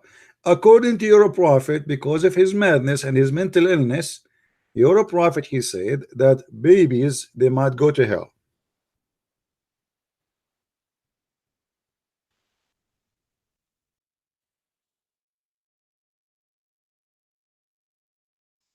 And those are the reference in front of you, and they are sahih. All right. Look how many of them. All of them, they are saying the same, that babies, they might go to hell. Now, this is absolutely stupid to say, and I agree with Zahra that you see, Zahra, you are a Muslim, but you do not know that you are not believing in Islam. You think you are a Muslim, but you are not. You believe in the right thing, that children, babies should go to heaven, but this is not what Islam teach. Aisha, she was like you. She believed in the right thing, but Muhammad, he corrupt her. Aisha and Muhammad, they attended a funeral and they went to see to pray in a child who is an infant. He just died. So Aisha, in her way back, she said to him, uh, this is a child, he will go to heaven, for he commit no sin and never reach the age of sin. Muhammad said to her, hey, hey, hey, Aisha, don't be stupid. Who care if he commits sin or he did not commit sin? Who care if he reached the age of sin or he did not reach the age of sin? It doesn't matter.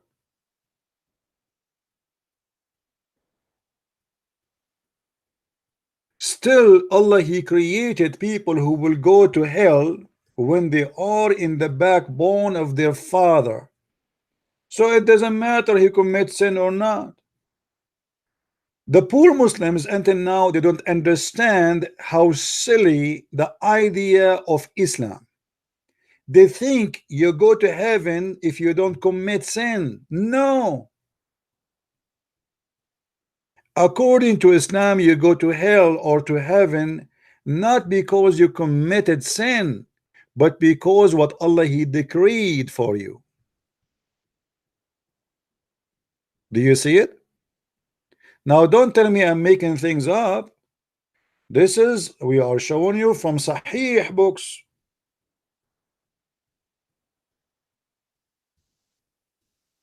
So now Zahra, she said that a baby child will go to heaven, but her prophet don't agree with her. In a second you will see that Zahra, she will agree with the prophet because they are corrupted people. They will not stand for what is right. Here we go, just the prophet said so, so we have to believe in it. That's it. She came here and she said the child should not go to hell. But now, after she saw her prophet saying that a child will go to hell, she have to agree with her prophet. Otherwise, she have to be consider herself an apostate. Are you there, Zahra? Zahra is the same person who called me last time and started crying. Oh, why you are calling Islam names? She would be playing victim. And she is the one who quote to me the Pact of Umar. But when we show her the Pact of Umar from their own Islamic website and sources from the book of Ibn Kathir, she refused to read it. Where it says that the prophet, he wanted to be ensured that the Christians are humiliated, disgraced, disrespected.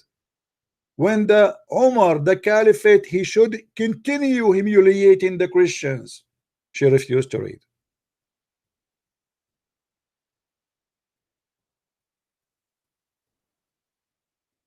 But you could have played with the Christian prince. This is why myself, by the way, I don't play even chess with myself. I lose. Once I played chess with myself, nobody won. Because I was playing from the two side, which means it was me like and me versus me. But if I play I versus Christian prince, I will lose.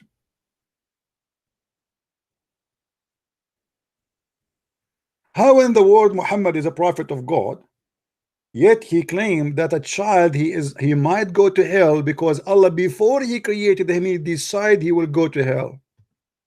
How stupid that idea is. And where is mercy and justice? There's no mercy. There's no justice.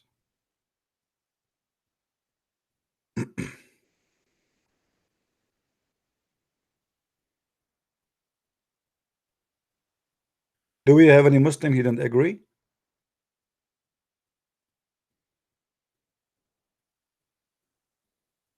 Any Muslim he don't agree? Okay, as long there's no Muslim disagree. Any Muslim agree? The beautiful thing about Muslims, they always if you hire a Muslim in the Islamic parliament in Pakistan, all of them they agree. It doesn't matter what the president he say. If you go to any kingdom, any Islamic kingdom, everybody agree with the king because they are just pictures, images. Who dare to don't agree?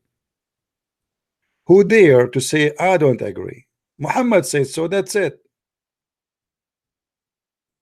This is not about negotiation about what is right, what's wrong. That's it. Muhammad, he said this, that's mean this is how it is. A child, a baby, an infant will go to hell. Well, nice to meet you, Muhammad.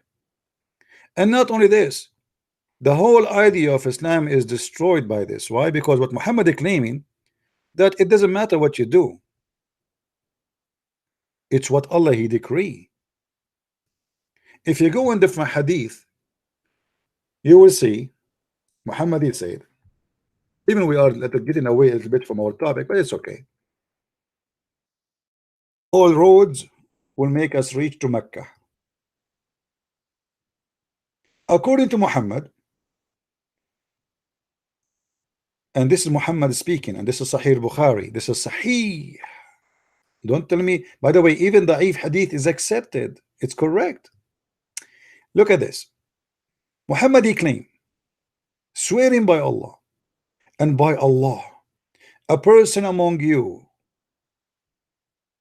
may do the deeds of people of the fire till there is one cubit or an arm breadth distance between him and the fire. That's it, you are almost there.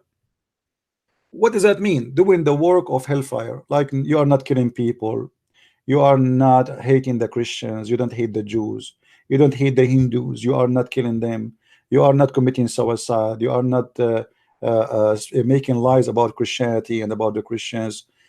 This is according to Islam, that will lead you to hell. So this is the person who don't want to hate, to kill, to etc., to blah blah blah blah, and that make him close to hell fire.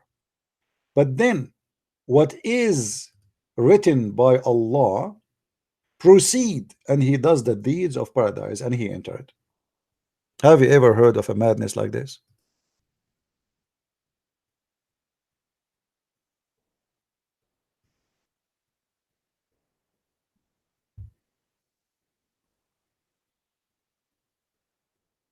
So it doesn't matter really. Your work is not going to change anything. It's what Allah wrote for you is going to take over. And then Muhammad he continue, other side of the story. He said, and then a man may do the deeds of people of paradise till there is only a cubit or a two between him and paradise. Then that is written proceed, and he does the deeds of people of hellfire and he enter it. Which mean Islam officially is mental religion, because it is not your deeds will decide if you are good and qualified to go to heaven. It is what is written by Allah, as you see. Are you there, Zahra?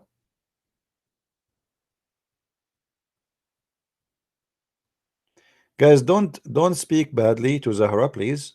Anyone will speak to her badly, I will ban you. And none of your business if she is searching for a man or not. Here we are talking about religion. If you cannot speak with respect to others, please leave.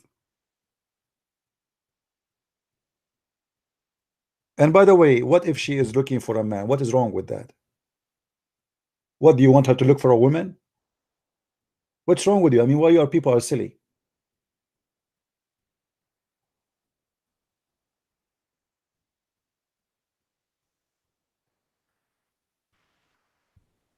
Be mature. So as you see here, your deeds is not a reason to go to heaven. It's what Allah He wrote for you will proceed. So what the point of converting to Islam? What the point of a praying 5 times? There's no point.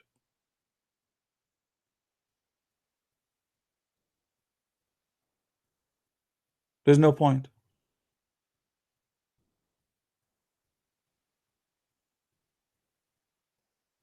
And if you are a Muslim, please think with me.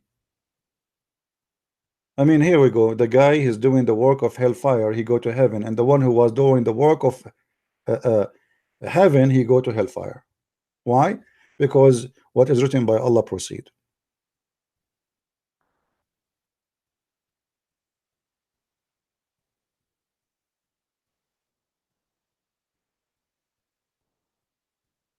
Any Muslim have a comment?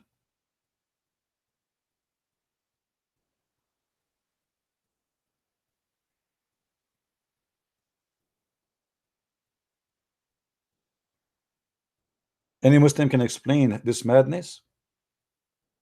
So according to this Christian prince, he might go to heaven according to Islam still, after all what he did? Calling Zakir Naik 3 times a day, sometime 5 or 6 times a day, huh? Questioning the sexual ability of the prophet, which is holy prophet penis, speaking about the balls and testicles of I mean, and then he, what Allah wrote is going to proceed and he go to heaven.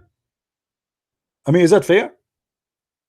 And you, a Muslim who go to Hajj, who go around the Kaaba, who kiss the black stone which in the shape of a vagina, you go to hell? A'udhu billah. That's not fair. That's what your prophet is saying. A person who do the work of hellfire, he go to heaven, because what at the end what Allah written proceed. And a person who do the work of paradise, he go to hell, because what written by Allah proceed. What a stupid cult.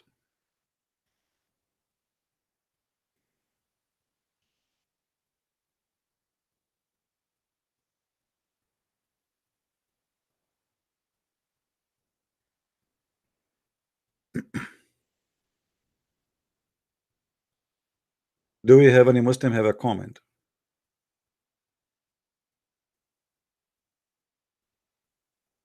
Yeah, Zahra, she is just trying to defend her religion, and I understand, but you cannot.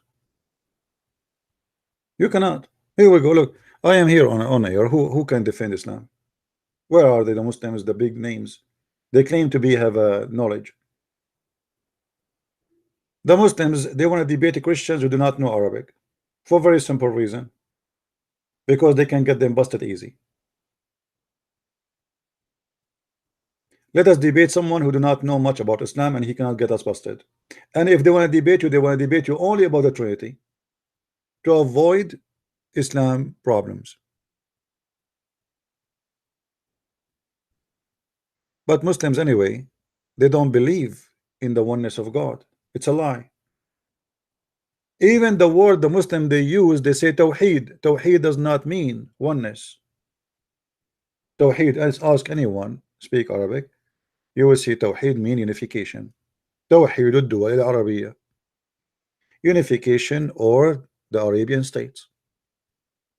Tawheed never was, and never will be oneness. It's about unifying. How you can unify what is one if you believe in the one is one already, right? 6 in Wednesday, according to the Shia, it's a big problem. Some Shia, they believe, like, certain days you should not have sex, because if you do sex in those days you will have a big problem. The Shia, they have their own belief, like if you wear yellow shoes, your penis will be very powerful. If you wear black shoes, your penis will not even stand up, even for the anthem. And that's why if you look at my shoes, I don't have a black. Alhamdulillah.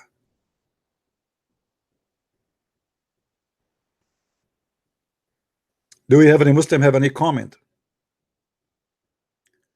How silly the God of Islam, beyond imagination.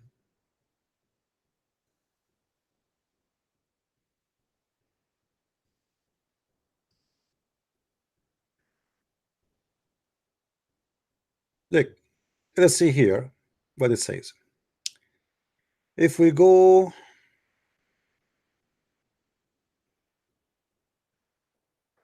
you know what?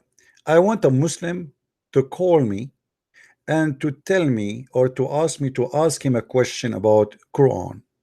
And this is my challenge for you. You tell me what the question you like me to ask you, and the challenge is the following. You yourself, you will not accept the verse you will quote for me or the chapter. You yourself, you will not accept what is going to come from that question. In other way, you yourself will be ashamed of the chapter you choose for me. Who want to take the challenge?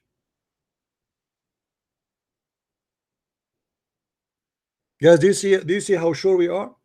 Who is a Muslim can call me and choose for me a chapter from the Quran. And my duty is any chapter. We have 114 chapters. And my duty is to show him that this chapter is a stupid. Who want to do that?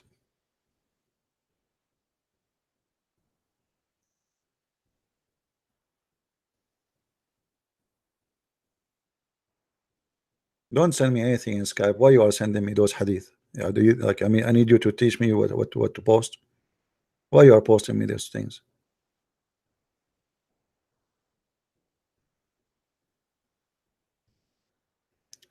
Who is a Muslim wanna call me?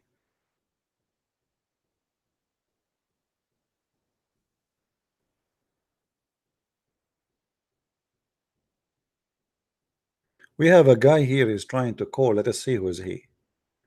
Isn't the same guy? I don't know.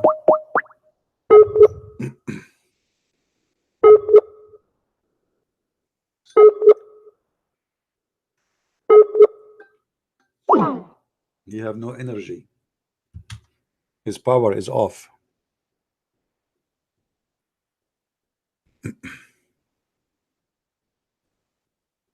Oh, a guy he's sending me this hadith. He says you said no kids will go to paradise.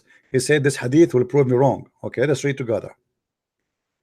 She reported in the authority, narrated Hasna, the daughter of Muawiyah.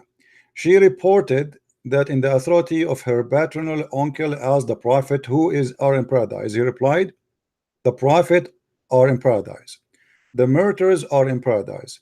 Infants are in paradise, and children are buried alive are in paradise. My friend, thank you very much for giving this hadith, because this is proving that your prophet is a hypocrite man, is a liar. Why? Because if both stories are sahih, then your prophet, he contradict himself. Correct, guys? If both his stories are sahih, a prophet of God, he should not say the opposite of what he confirmed to be true. The one you just gave me saying that an infant will go to paradise, it says that in the front of you, right? In fact, in the front of us it says wal mawludu fi jannah. Al mawlud is not the infant. We do not know really what he meant by al mawlud, but I am assuming it's mean the newborn baby, so the translation might be possible. However, if this is what your prophet said, that's mean your prophet is a liar, because what we will do with this, how he is a prophet of God and he contradict himself.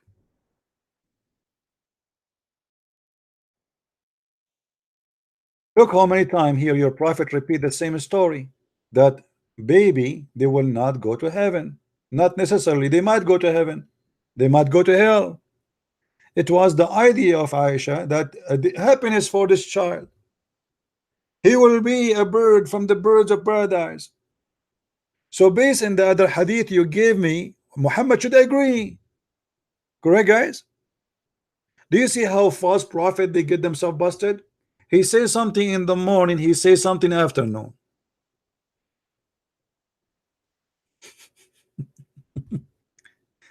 They cannot be both true. Which one is true? So thank you very much helping me to prove Muhammad to be a false man. Imagine Jesus says in the morning that an infant will go to heaven, and then afternoon he says infant will go to hell.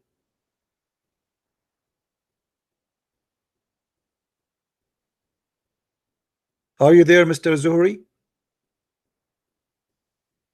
Or you Zuhra? I don't know. This is your name as a girl. I don't know. Are you there, Zahra?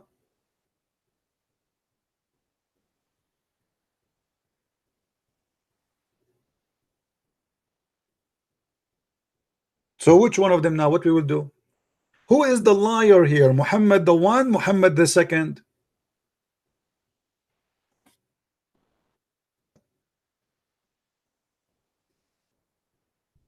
By the way, this hadith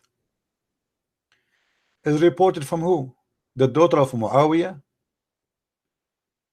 The daughter of Muawiyah, she heard from. Well, we have Aisha here. Hmm? Send you the one, the hadith I quote. Which one? All of them. There's tons of them. There's tons of them. Which one? Here we go. I will post it in the text. One after one. The hadith you gave me is a shish kebab hadith. Even though it says sahih. But if it is sahih, that's mean Muhammad is a liar again. Look how many of them. There is a contradiction. Clear contradiction. All of those are sahih. All of them are sahih. Not a single one is not sahih. So what we will do?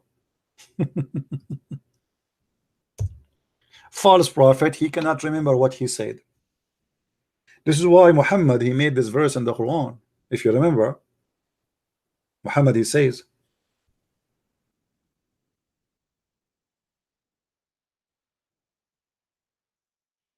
وَمَا نَنْسَخُ مِنْ آيَةٍ أَوْ نُنْسِهَا نَأْتِي بِخَيْرٍ مِنْهَا أَوْ مِثْلِهَا. How in the world that it can be? How in the world God he says such a thing? But the answer is very simple.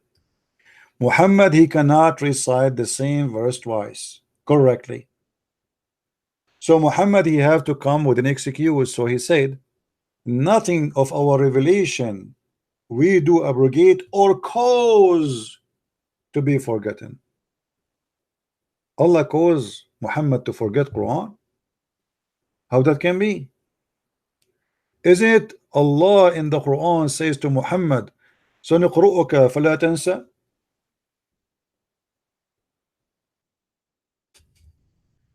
We will recite the Quran for you and you will never forget. How we will recite the Quran for you and you will not forget, and we will make you forget? Which one of them is true?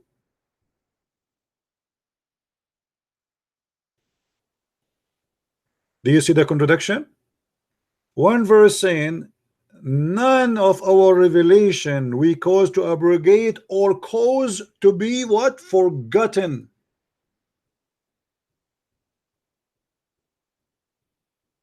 Who is the one will forget the Quran? Muhammad. And what is the purpose? Because Allah will bring something better or similar. I mean, have you ever heard of a silly God, silly logic like this? So imagine I say to you, hummus shish kebab hummus, and I make you forget. And now I will bring you something similar. I will say to you again, hummus shish kebab hummus, but you say to me, this is the same as the first one. I say, see, I told you I will bring you something similar. Notice here he said similar. It's not going to be exactly the same. Why? Because he cannot recite the verse twice correctly. So the excuse here, yes, Allah, he made me recite it similar way because he caused me to forget the first one and he gave me something similar.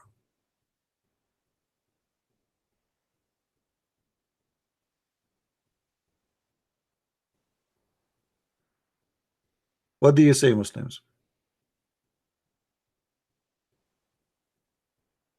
How silly, how stupid is God, that he will make me forget his revelation to give me something similar to his revelation.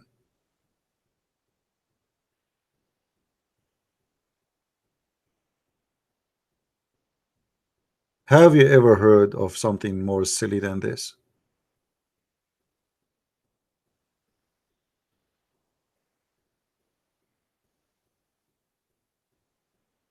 I make you this is the one is talking is God.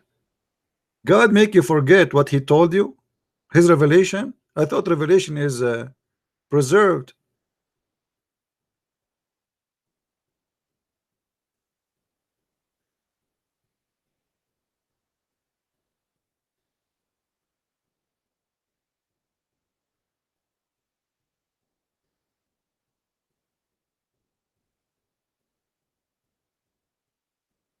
Do we have any Muslim?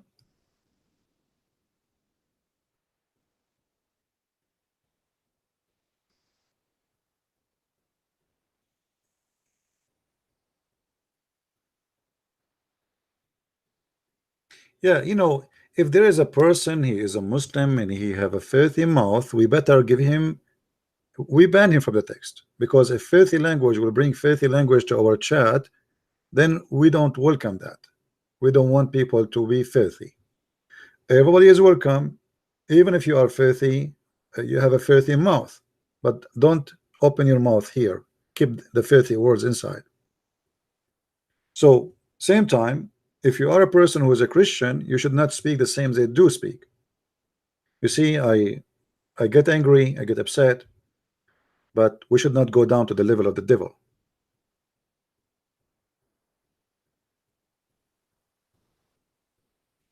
And we don't hate the Muslims, and we should not ever hate them.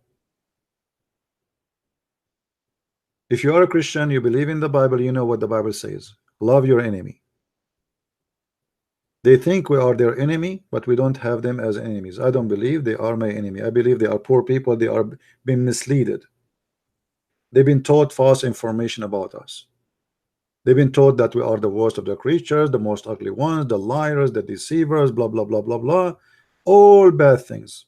Let them know you who you are. Present the truth. If you act in a way which is not a Christian way, that will make them believe that the Quran say something truthful about us.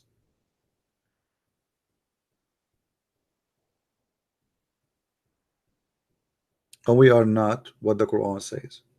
The Quran do not know even what we worship. He think that Mary is of the Trinity. He think that the Christian they say that Allah is the Messiah. He think that the Christians they say that we worship the Jews they worship a guy, his name is Uzair, and if you read the whole Bible we will not find Uzair. I mean, tons of stupid stories. Quran has nothing to do with our belief. Nothing there is a truthful about us.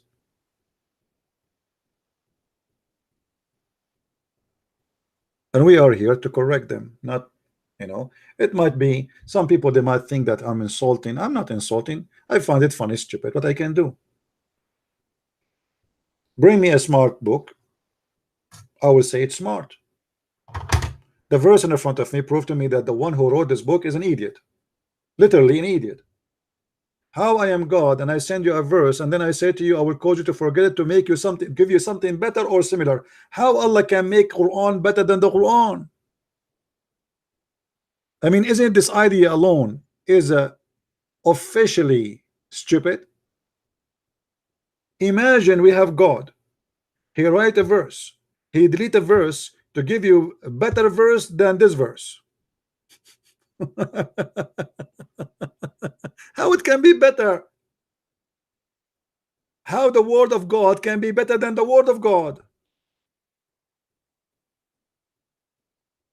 I think Allah is going to use a software. It's called the Grammarly. What it's called to check the grammar mistakes in the Quran. Is that the case? What do you mean you are going to give us something better? And what do you mean? And it get more silly when he says something similar.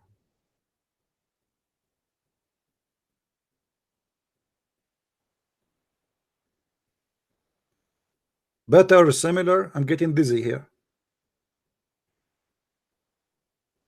Imagine God, you have a wife. Oh, forget about wife. I don't want to get killed today. You have a mother-in-law, huh? And she is very aggressive. And she beat the hell of you every day. And then Allah, he said to you, I'm going to replace her and I will give you something similar. I mean, please, God, thank you very much. Please. I mean, you are going to replace it with something similar. I mean, hello.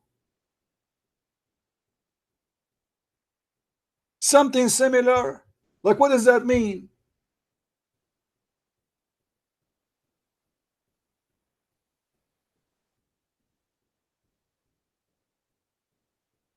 How silly. How stupid. And now we have a competition between Allah and Allah. Allah make verse, and now Allah will show us that He can do better verse.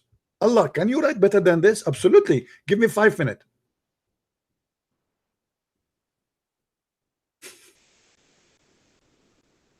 This, yes, the last verses in the Fatiha refer to the Christians and the Jews. غير المغضوب عليهم ولا الضالين.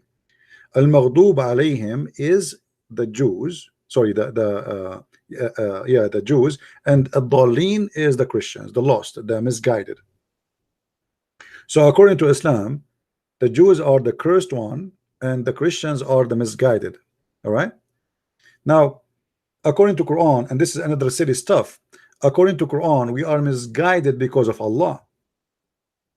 I mean, have you ever heard of a stupid religion more than this? You see, if I want to talk about everything silly in Islam, I will spend the rest of my life speaking about how silly it is. Right?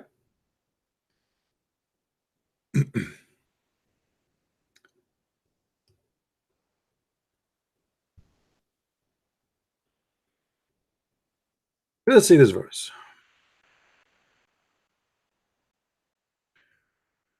Allah in the Quran says that Allah, the one who He misguide or He deceive, nobody can guide him.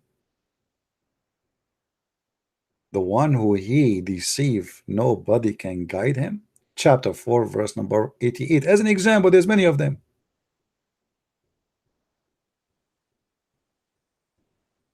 The one who Allah He deceive, nobody can guide. And look at the false Muslim translation. They say here, who ye guide those whom Allah has thrown out of the way. What way? Is it a highway? What do you mean thrown? I mean, if you read the Islamic translation, you will feel like you are in the what this game they call it, like, you know, they put a mice inside like roads and have to find a way to get out. What Allah throw away? What does that mean? The Muslims simply they are trying to cover the stupidity in the Quran. Look at this guy here. Allah has sent astray. How Allah He sent us astray? He made us Christians. The word in Arabic is adal. Adal in Arabic means deceived. Are you going to guide the one who Allah deceived? No, you cannot, because the one who Allah deceived, no one can guide him. So based in Islam, Allah He misguided us and deceived us, yet He will punish us because He deceived us. Have you ever heard of a silly God like this? And not only that, Allah He decreed to the Christian to be Christians. You remember we showed you in the hadith where it says that Allah He decreed for everyone what He will say. Do you remember the hadith between Adam and Moses? When Moses he said to Allah, to Adam, because of you we are kicked out of heaven. Adam he said to him, do you blame me for something Allah He decreed to me which I should do 40 years before my creation? And this is sahih. So if Adam, let us say for the sake of argument, Adam he commits sin, and let us say Christianity is a sin. Let us measure between the two stories. Adam commits sin and the Muslim don't dare to say no, he did not. Okay. Christians, according to Muslims, it is wrong, it is a big sin to believe in Jesus as God. Okay. Now, based on this, if we cannot blame Adam for the sin he did, Because Allah, He decreed what He should do 40 years before His creation. How silly, how stupid Islam is. Allah, He decreed to Adam to eat from the tree, and then He kicked him out for what He decreed for him.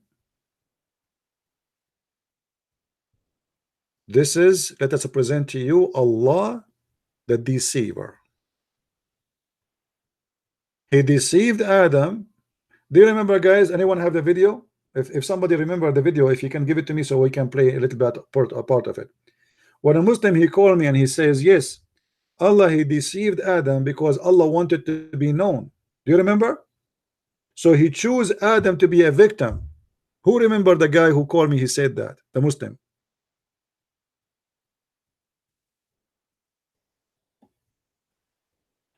Allah, He deceived Adam because He wanted to be known. Hey guys, I wanted to be known. I am Allah and I like to deceive you.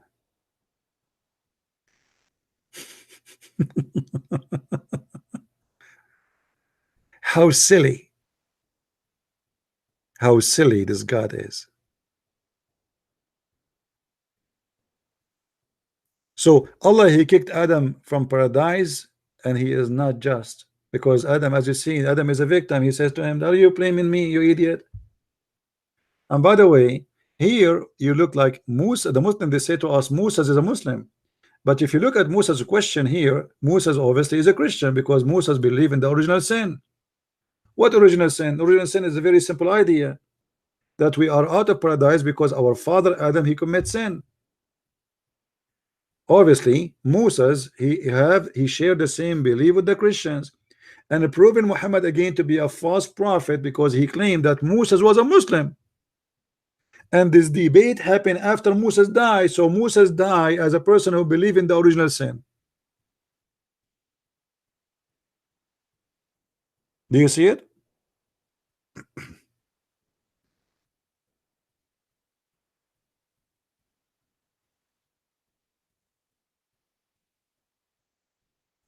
I mean, Muhammad, whatever he speak, you see, Muhammad is like somebody, he want to hold the water in an egg basket.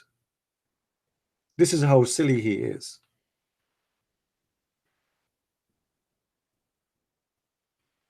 He have millions of holes in his basket, and he's tried to convince himself that he have water there, and his religion will hold together. But this basket will not show how silly he is until you put water in it.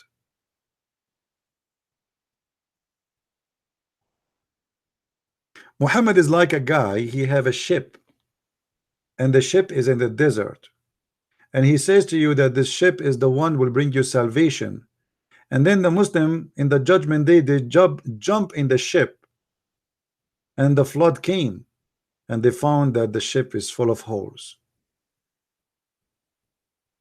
They find that the ship of Muhammad was nothing but a basket of eggs, and holes is all over.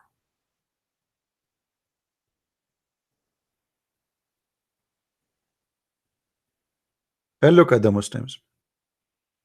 Who can bring us to a conclusion that we are wrong? Who is the Muslim can show us that we are not sharing something truthful?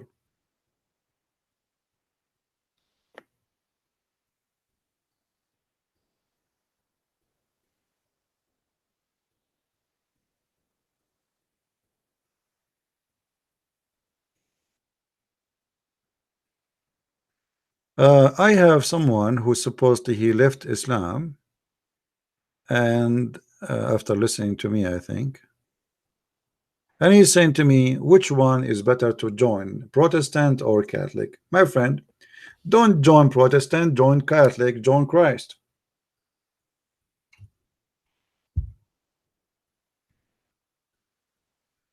Don't believe in a priest, believe in the Messiah, my friend. Me, myself, Christian Prince, I am neither a Protestant, neither a Catholic, neither Orthodox. I am a follower of the Messiah. He is my Lord, no bishop, no priest. So you left Islam, you accepted the Messiah, you do not need any of those names. All the churches are my churches as long they are teaching the right thing. The Bible says examine the spirit, which means the teacher who teach you. If he is a false, corrupt, stay away from him. If he says something against the Bible, that means he is a corrupt man. It doesn't matter if he's a Catholic, Protestant, or Orthodox. And be aware, there's liars everywhere. The Lord, he says, they will come to you in the clothes of a sheep, but they are wolves. So he can be a priest in the uniform, but he can be the devil inside. We don't trust a man because he called himself a priest. Actually, me myself, I don't trust anyone, specifically if he say he's a priest, unless he prove himself right. Why? Because there's many who they are satanic people. They go inside the church in order to hurt the church. It's a mission. How I can hurt from outside the house? I cannot. I should go inside the house. Bacterias. And this is why Jesus says, not everyone says to me, Lord, Lord, will enter the kingdom of my Father, but the one who do his will. So follow the one who do his will and avoid the one who do not do his will.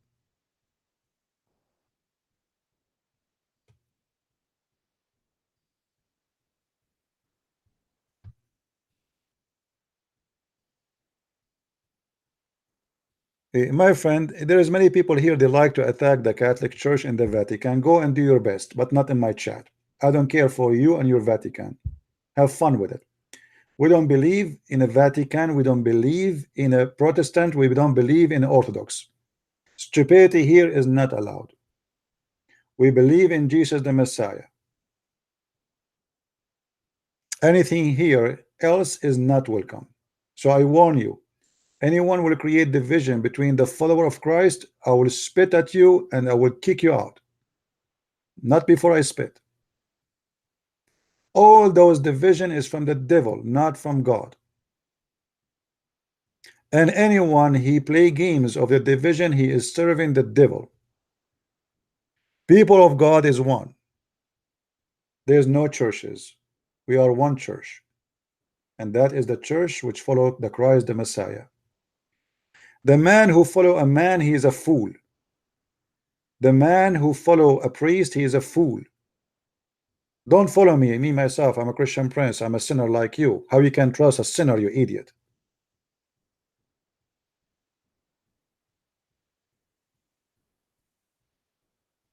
If your best example is a sinner, it's mean you're a fool. My best example is the Messiah, is not a priest.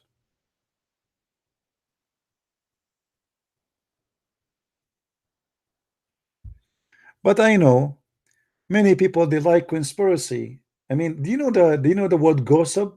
There's someone, they say, there's some people, they say women, they like gossip, but there's men, they live for gossip. And they lie about others. Like, I know I heard many lies about the Catholic.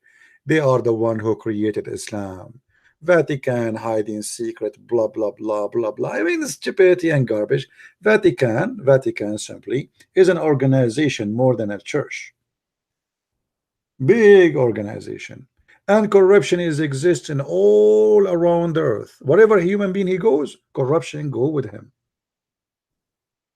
Have nothing to do with Catholic, Protestant, Orthodox, Muslims, Christians, Jews, Hindus. Human being is corrupt. So you are a fool when you point your finger at someone, says, they are hiding secret. You are yourself hiding secret too. You claim to be holy, but you are a sinner. You point your finger at them that they are hiding, but you are hiding too. And what I notice, that those who do a lot of sin is the one who point their finger at others to avoid people seeing them.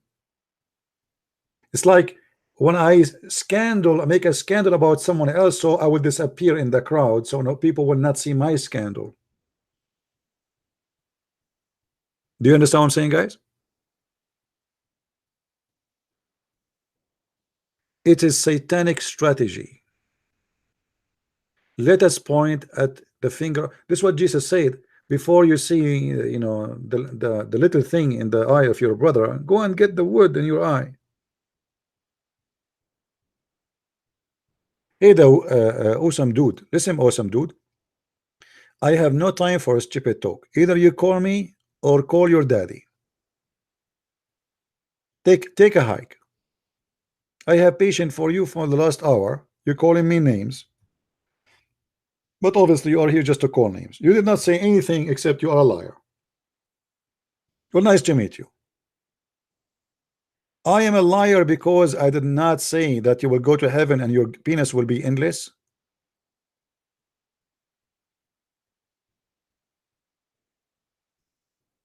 I am the liar.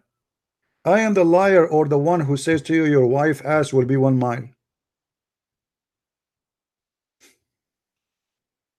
You remind me of Paul when he says, if my lies, and the Muslim they say, did you see Paul? He says my lies. They cut the sentence.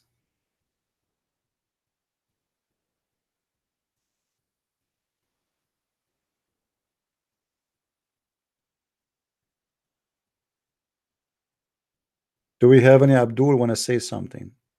By the way, I'm not against that my wife in heaven here, she will be 1 mile ass. And I will tell you the benefit of this. I'm thinking to open a manure company.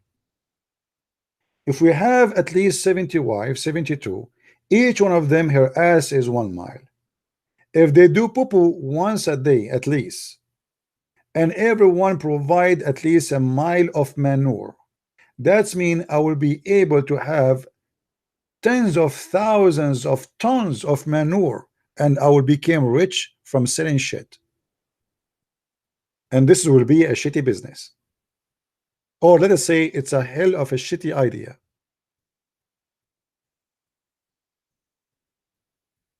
So a Muslim, he said to Christian Prince, you're a liar, but the lies which is obvious of Muhammad is not a lie. And you know what? I'm not going to even think about the idea of buying my wife an underwear in the heaven of Allah. I hope Allah will provide us those. Her ass is 1 mile. I mean, from where I'm going to buy a fabric for her? If her ass is 1 mile, how big is her bra will be?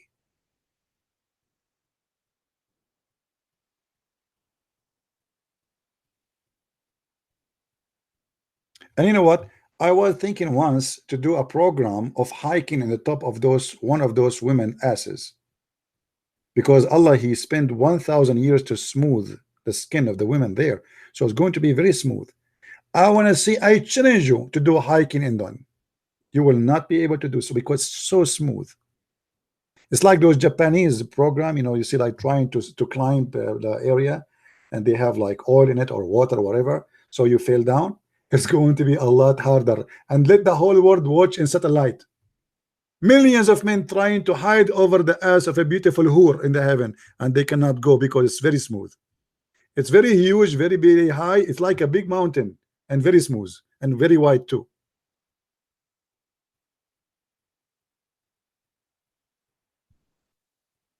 And you are talking about lies. You believe in this? Sometimes a human being is really silly, not only his God. But anyway, silly humans follow a silly God, and that's what Islam is about. You have to be silly to believe that the God you believe in is providing you in the promises he promised.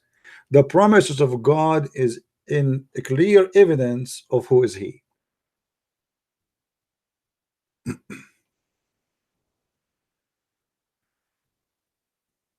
Do we have any Muslim want to say something? So guys, before we finish, is this microphone is good or we switch the old microphone? Please tell me for real. Maybe we should play two videos and same time after I finish, and I look at both of them to see which one of them is more better, because this is different microphone.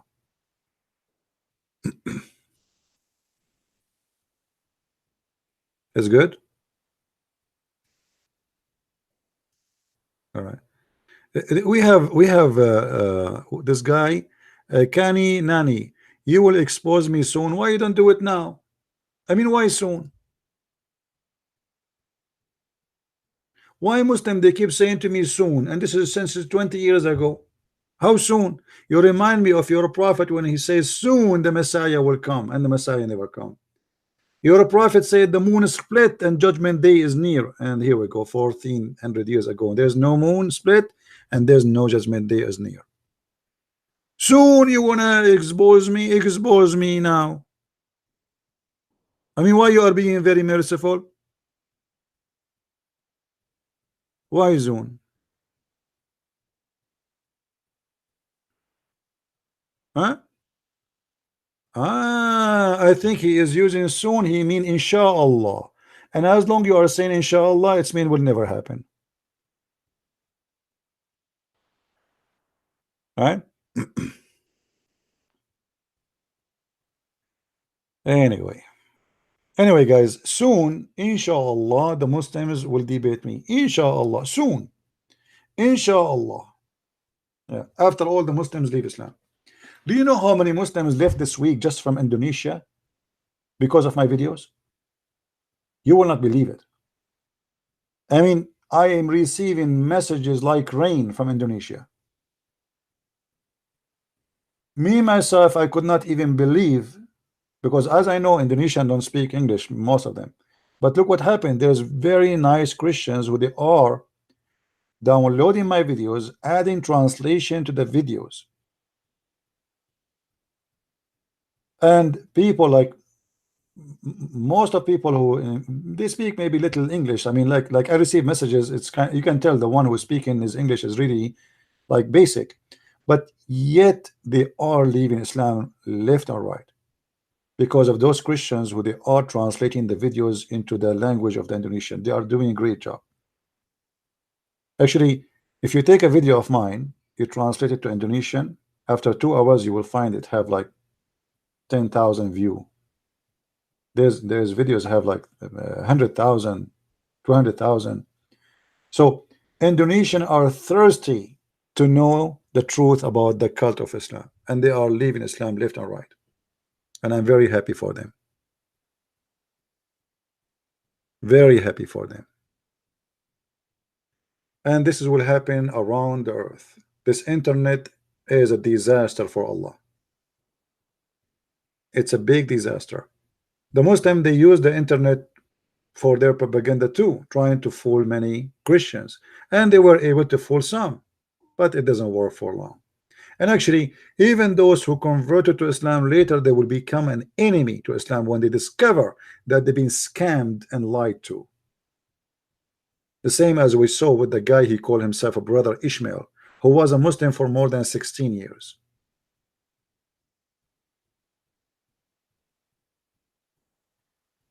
So my friend, we are victorious, for we follow the truth, and you are unable to answer because your prophet is an idiot. Not only a liar, I mean there's smart liars, but your prophet obviously is a stupid liar. This guy, he cannot keep his mouth shut, and the more he talk, the more he do poo-poo. He don't talk. This is poo-poo, what we see in the screen. This is not talking. This is beyond talking. And this is why I'm very thankful that your prophet, he talked a lot.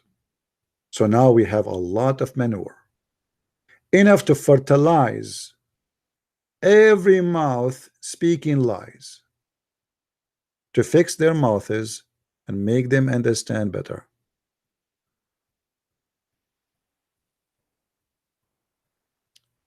Before we go, do we have any Muslim would like to call us? Last call. Mayday, Mayday. Last call. Any Abdul? Mayday, Mayday. No Abdul. All right. The Muslim now, they will go and they will say, Christian Prince, he stopped his broadcast because he is scared. Just watch their text and you will see what they will say. Yes, Zahra.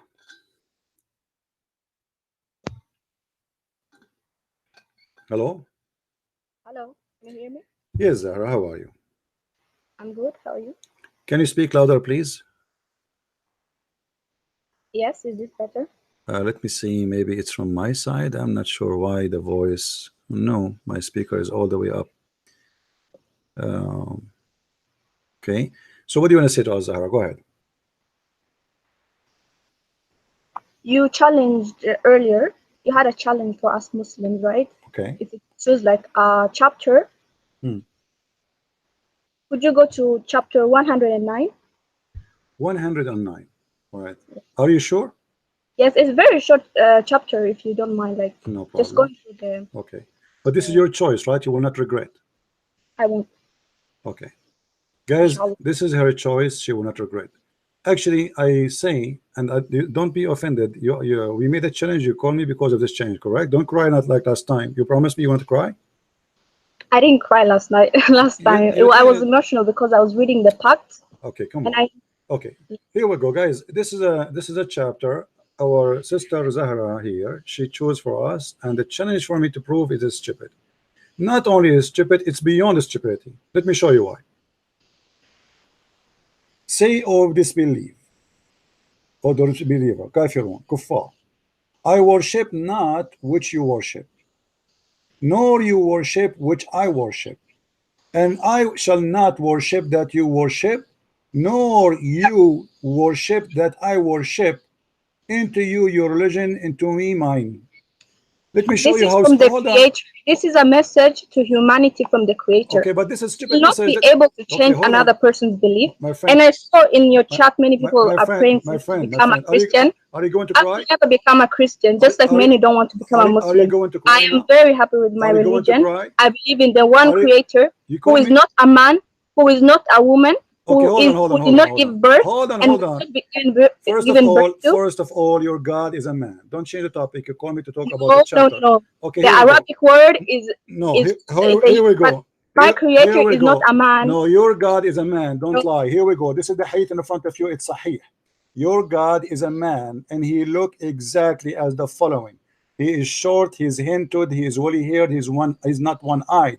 This is the description of your prophet, unless you are saying to me that your prophet is a liar. That is concerning our prophet. Is concerning like the Antichrist. Yes, so he is our comparing prophet between warning the not to Antichrist. Hold on, he is comparing between who, how the Antichrist look like, and because how the Allah look Antichrist like. will come and say that he is the Lord. No problem. So if Antichrist is a man, why Muhammad is worried that the Muslim will be confused about him? What he said, the only difference between because him, the Antichrist what will is come the and his only agenda will what? come Hold and on, say, hold on. first he will say to the people, follow me, Okay. I am Jesus. Okay, no problem. And then He people will won't say, believe him. guys, did you hear? And then he'll say, I am God. He will say, I am Jesus. So what the problem? He is a man. So why Muhammad saying, I am afraid that you will be You can confused talk all about you him? want, but we know, just go to the shortest surah, Ikhlas. It says God does not forget, one by and he one. does Hold not on, don't change the topic. Don't change the topic.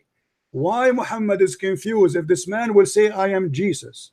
Why this man, Muhammad, is worried that you Muslims are confused about him? You might think that this is Allah, and he is saying the only difference between him and Allah is one eye. How many eyes you God have?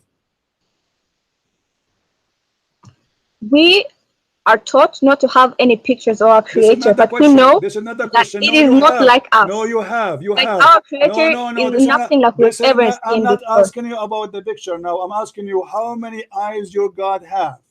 I don't know, because we don't have any pictures of our creator. No, we know. Muhammad the only time we'll see our creator when we go hold on. to paradise. But besides that, we don't know. Listen, your prophet, he said you should know that your God is not one eye. So he should have more than one eye. Do you agree? At least. The Antichrist is described in Islam. He will come like one eye is blind. You see, you are running away from the question. You're a No, prophet. I'm reading the hadith right now. No. You are not reading the hadith. The hadith doesn't say the Antichrist is anti-Islam. This is a lie. Dajjal is Antichrist. First of all, Dajjal is not Antichrist. This is the stupid translator. There's nowhere in Islam believing in Antichrist. They believe in the Dajjal. We believe in Dajjal. I am Muslim, right? Yes, Dajjal. We believe there will come an Antichrist. Okay, no, he is not Antichrist. Towards the end of time. He is not Antichrist. He is the false Messiah, supposedly, not Antichrist. Dajjal means the liar, which means Christ the liar, the false one. Now, why you're a prophet here comparing between the look of the false Messiah and Allah? He should compare between the false Messiah and the real Messiah. Explain to us. Because the Antichrist will come and say to the people that he is the creator, that he is the Lord, that he is God, that he is Allah. And then the prophet is telling people, if he comes, just know your creator does not look like this. No, my friend. He does not have one eye. He is not blind. And we believe as Muslims, our creator doesn't come to this world as a human, as a dog, as a changing forms. We believe that our creator is above. Hey, a gun machine. Let us talk together. We cannot like this. Don't keep going. Show me where it says that the Messiah will say he's Allah. The false Messiah, he will say, I am the Messiah. That's why his name is the false Messiah. His name is the false Messiah. He claimed to be the Messiah. So he will come and he claimed to be the Messiah. He don't claim to be Allah. Now, why Allah comparing between him and the look of him and the look of Allah? If Allah is not a man. How many times I should explain to you? Did you not understand it? The 2 times I told you before. When? Muhammad sallallahu alaihi wasallam, peace be upon him, is telling us that the Antichrist Dajjal will come, and then he will tell people that he is the creator, that we should follow him, like he is our Lord, we should follow him. And he's fake, he's not real. Can you show me the reference that he will say that he is the creator? And even if he says that, what does have to do with the look of the eye of this man and the look of Allah? Because we know that the Antichrist is blind in one eye. Okay, and Allah is not blind in one eye. Our creator, we don't know how our creator looks, but we know that he's above that. Listen, our creator is above any like you can compare everything, but we cannot never compare our creator. We don't have any pictures. He's not white, he's not black, we don't know what he is. You have a picture. Hold on. Because the Arabic word for is a little bit different. You are like a gun machine. You are crazy. You have mental issue. You cannot stop talking. Listen to yourself. Listen. How he don't have a picture, but your prophet is comparing between him and Allah. He did not compare between him and the Messiah. Let us say this guy, he says he is God. Why he is saying you should know that your God is not one eye? The prophet, peace be upon him, this man, listen, this man, he can will I come finish? This man will come as a man, or he will come in the look of a God. Can I finish my sentence? I know, I want to answer. This man will come in the look of a man, or he have a different look. What is his look? Is his look the Antichrist? He is not comparing. He's not comparing God to Antichrist. He's comparing like Antichrist is trying. Let me show everybody how you Muslims run away. The look of the Antichrist. Do he look as a man, or he look like an elephant, or look like God? What he look like? It's coming like a man. Okay, it's thank you. like a man. Yes, did you hear this? As a human being, but it's not God. Okay, hold on. So why Muhammad is worried that you are confused about him, and he is saying that Allah is not one-eyed? If the man, he looked like a man anyway, how you will think that this is Allah? I mean, how stupid the statement is, unless Allah is a man too. And now we might be confused about the look of this man and this man. So if the man is coming as a man, what the problem? Why the Muslim will think he is Allah? You know what? I'll just refer back to the verse, the chapter that I just told you to read. For you is your religion, for me is my religion. I know, and every Muslim knows, and we believe our creator is not a man and not a woman. When you have an answer, our creator, you run away. No, you are. You know Masal A'la. You know Masal A'la in Arabic. Shut up. I have to hang up on you because you are a donkey now. She jumped in the verse to avoid answering.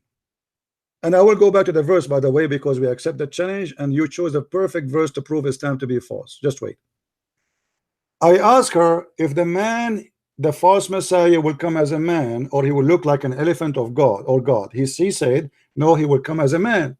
So why Muhammad saying, if you are confused about him, read carefully with me. If you are confused about him, know that your Lord is not one-eyed. What is the only difference between this man and Allah? One eye. What's wrong with this eye? This eye have a defect. So Allah have the same look of a man. Otherwise, if he is coming as a man, why the Muslim would think he's a man? He's God. That's stupid.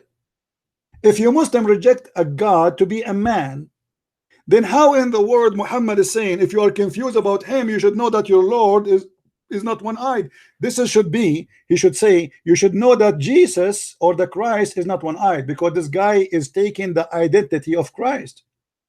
In Arabic, there's nothing is called the Antichrist. This is a fabrication. In Arabic, it says Al-Masih Dajjal, the false Messiah. Messiah, the liar. Which means he claimed to be the Messiah. He's not claiming to be Allah. That's number one. Number two, as you see Muhammad here, he described even how he looked like. He is short, blah, blah, blah, blah, blah, blah, blah. And then he said, I'm afraid that you are confused about him. You should know that your Lord is not one eye. This is number one. Number two, you said that we don't worship a man. Let us see what your prophet he said. And I hope you are listening, Zahra. I will call you back, but because you are a talking machine, you don't stop. We cannot talk in the same time. If we go and see what your prophet said about Allah, look, we will find the hilarious Muhammad describing Allah. She said, we do not know how Allah looked like. I can play for you tons of verses now and from the Quran and Hadith. Muhammad is speaking about the hands of Allah, the 5 fingers of Allah, the foot of Allah, the face of Allah, and they are literally, physically, literally parts. But look at this.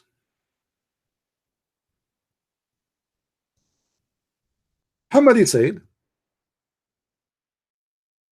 that Allah will come to you in the judgment day in a shape. And you Muslims, when you see him first time, you are going to reject him. Look what happened.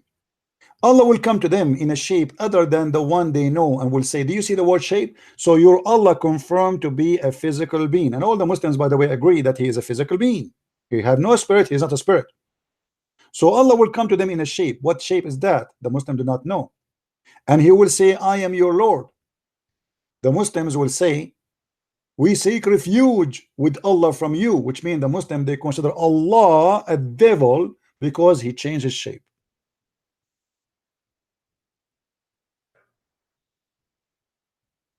I mean, how stupid the story is.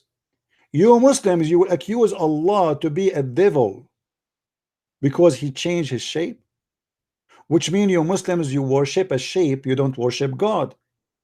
It doesn't matter what the shape is, you are consistent in only one shape you like. If you bring me different shape, I will not accept it. Even if Allah himself, he is the one who's coming to you, just he changed his shape, now you don't like him, you refuse him and you say to him, we seek refuge from you by Allah, which means you are the devil, because the Quran says, and each time the shaitan he whispers into you or he whisper into you, you seek refuge by Allah. This is a statement only used when you hear the voice of the devil. And then they will say to you, we will not follow you till our Lord comes to us. And then when the Lord come to us, we will recognize him. Allah then will come to them in a shape they knew, and they will say, I am your Lord. They will say, no doubt you are our Lord, and they will follow him. Now, is this about seeing a physical being? Yes. Read the verse hadith from the beginning. People, they ask, Muhammad says, shall we see Allah our Lord in the day of resurrection? He said yes, and he explained how easy it's going to be seen. And then he described that Allah have many shape. So now what we learn from this, that Allah have shape number 1, shape number 2. And this is against what Muslims, they always try to convince us that Allah is one. Because now what happened to shape number 1? Unless you are believing that Allah is a transformer, the same as we see in the movies. Shape number 1, shape number 2. When Allah became shape number 2, what happened to shape number 1? He put it in the closet. And what it does mean that Allah, he had a shape. That means he is a physical being, he is existing in space. Because he is not a spirit, as all Muslims believe. And as long he is exist inside the space, that means he is contained. And that's against what Islam teach, that Allah is above all things, nothing compared to Allah. But here we go, he is a shape inside. The second you say he's a shape, he's a shape. A mosquito have a shape, a cup have a shape, a ball have a shape, a house have a shape. Allah has a shape. Now, if we go and ask the Muslim scholars, and there's tons of videos made by Muslims, including Zakir Naik. Zakir Naik, he says Allah has a body, but how his body look like, we do not know. Thank you very much. So you are lying to us. You say to us, Oh, this is not about describing Allah. No, it is about describing Allah. And Muhammad is telling you how you can recognize Allah. He's a man, and the only difference between him and this man is one-eyed. And we can see how many verses Muhammad he described Allah as a physical being, the Quran and the Hadith. Have you ever heard of a God he have a foot and it is a physical foot? You can go right now, search in Google, search in YouTube. Allah has a hand. Allah have a foot. Allah have a face. Allah have an eyes. Allah have 5 fingers. YouTube is full of videos made by Muslims. Yet when they speak to us, they deny them. Read with me what Muhammad said. The Prophet said, the people will be thrown into the hellfire, and it will say, are there any more to come? Till Allah puts his foot over it, and it will say, qati qati, enough, enough.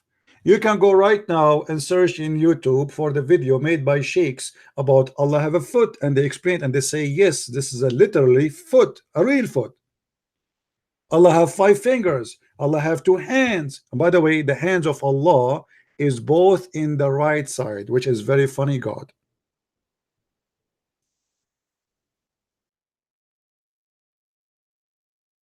So they lie to us and they say Allah is not like anything. I agree in certain way. Yes, like have you ever heard of somebody have 2 hands in the right side unless he have a defect, birth defect?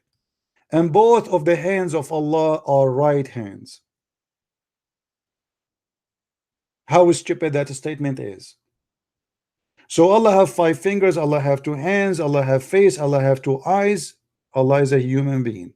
Allah is a physical being, but he is not a spiritual, which means he have no spirit. A human being, he have a spirit. Your God, Allah, is a statues. Now we go back to the verse you challenged me to prove to you Islam is the most silly, stupid religion, and I will call you back. But because you are a person who don't stop talking, you are just a kid who have no idea what to say. And always Muslims, they go in panic. They keep talking because they will not let me talk so I can get them busted. This is the whole idea. The verses you gave me from the Quran in chapter 109 proving Muhammad big deal to be a false prophet. Why? Number 1, he said to them, I worship not what you worship, and this is absolute lie. The pagans of Kaaba, they worship Allah and he worship Allah. Number 2, if you remember the chapter where the satanic verses come into Muhammad, he bowed down to the idols and he said that the 3 goddess daughters of Allah, Manat and Allat and Al-Uzza, their intercession is hoped for, which means Muhammad, he worship the 3 daughters of Allah, if this is what it's meant. So yes, he worship what they worship.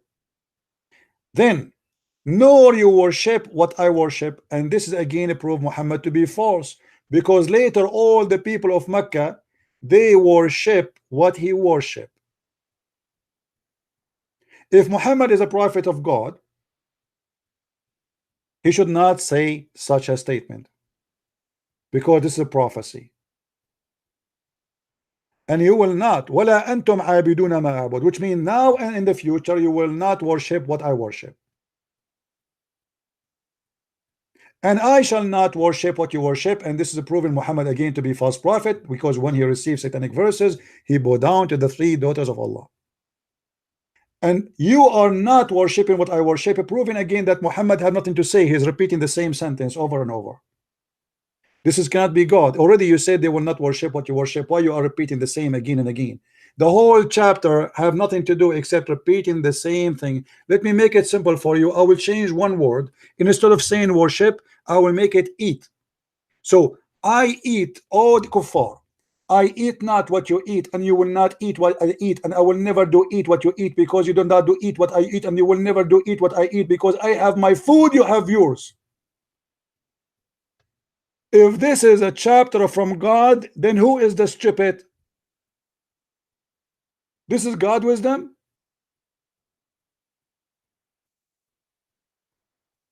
And this is why when we ask her, is the Messiah is a human being or the false Messiah? And if Allah is a human being, she said the Messiah is a human being.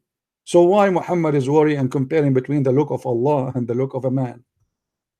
We do not need to know how, you do not need to compare between Allah and the man, because he's a man anyway. Why would we be confused about him to be God or not? I mean, you see how stupid this idea is? If Allah is not a man, why you are saying to me, be careful, Allah don't have one eye? Well, isn't it enough to know that he's a man anyway? And we Muslims, we should not worship a man. And by the way, we don't worship a man. You are a liar. Our Lord, he became a man, not the man became a Lord. It is you who worship a man. His name is Muhammad and Allah is a lie. This is a verses made by Muhammad, proving him to be a stupid silly again. Because how in the world he says, oh, you believer, I don't believe what you believe in, but in the same time he kissed the black stone. Isn't it isn't it the kuffar they believe in the black stone too? Isn't it the kuffar go around the Kaaba too? Isn't it the kuffar they worship Allah too? So how he don't worship what they worship? Then he says, no, you worship what you will worship. Isn't it Umar al-Khattab became a believer later? Isn't it Khalid al-Walid became a believer later? Isn't it all those, the Sahaba, the companion became a believer later? So how he said to them, you will not worship what I worship, and I will not worship what you worship, and later we prove that this is false, all of them became believers. So when I said I challenge any Muslim to show me one chapter in the Quran proving the Quran to be made by God, I was very serious. And Zahra, you fail. You're a prophet proved to be a false prophet. Now I'm going to call you back to give you a chance to answer. Please respect yourself and don't keep going so we can talk. We cannot talk over each other. I will give you 2 minutes to answer, and when the 2 minutes is over, please stop. I'm going to put the clock in the, do I have a clock here? Let us see if I have a clock. Yeah, I have a clock. Let us see, where is the clock? I'm not sure. Yeah, I have a timer. Let me call you and I will put the timer on. I will give you 2 minutes. Please don't force me to hang up on you. 2 minutes to answer me, and let us see what you will say. Why your prophet, he said they will not believe in what he believed, and later all of them they convert to Islam. And what is the point of repeating the same sentence over and over and over? This is a person you have nothing to say. Go ahead.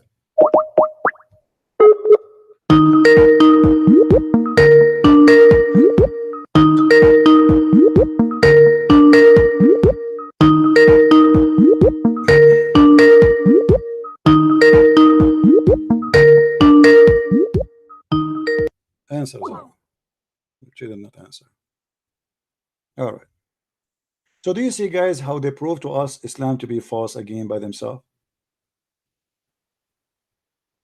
This is a verse, this is a chapter will prove to us that as God is talking, God will say, I believe not in what you believe, and you will not believe in what I believe, and I will not believe in what you believe, and you will not believe in what I believe, and you will not believe in what I believe, and believe, and to your religion to have mine. What is that? What is the wisdom in that? What I learned from this amazing chapter of Allah, if this guy is Allah, what he just told me, nothing. If he is making a prophecy that the enemy of Muhammad will not believe in Islam, well, all of them later they believe in Islam because he forced them to.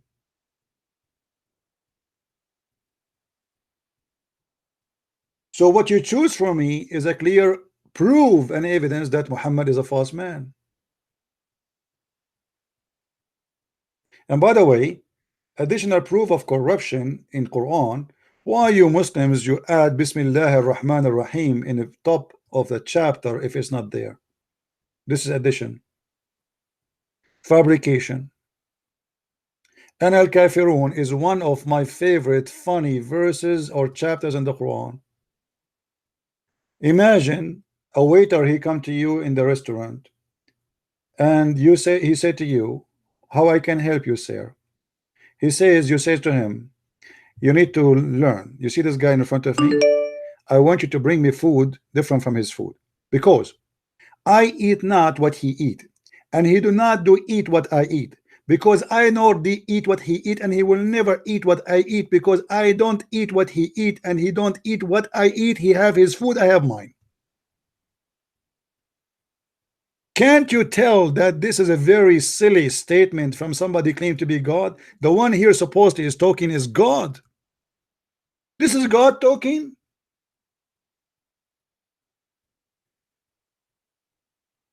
We got it. I worship not what you worship. What the point of repeating the whole thing? And what we learn from this? Nothing. We learned only that Muhammad is making a false prophecy, because later he worship what they worship, and they worship what he worship. All of them, they converted to Islam. Muhammad is a false prophet, proven by this chapter you chose for us. Thank you very much. So are you going to call me back, Zahra? I called you, you did not answer. So do you see, guys, the hadith about the Dajjal prove Muhammad to be himself the Dajjal. If Muhammad is worried that people, they might think that Dajjal is Allah, Muhammad is confirming. We have somebody trying to call. Okay, he's a Muslim.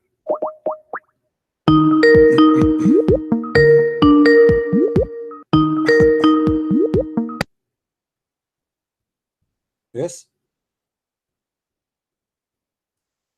If your God is a man, can you? This guy is like a pimple in the ass. Stupid idiot.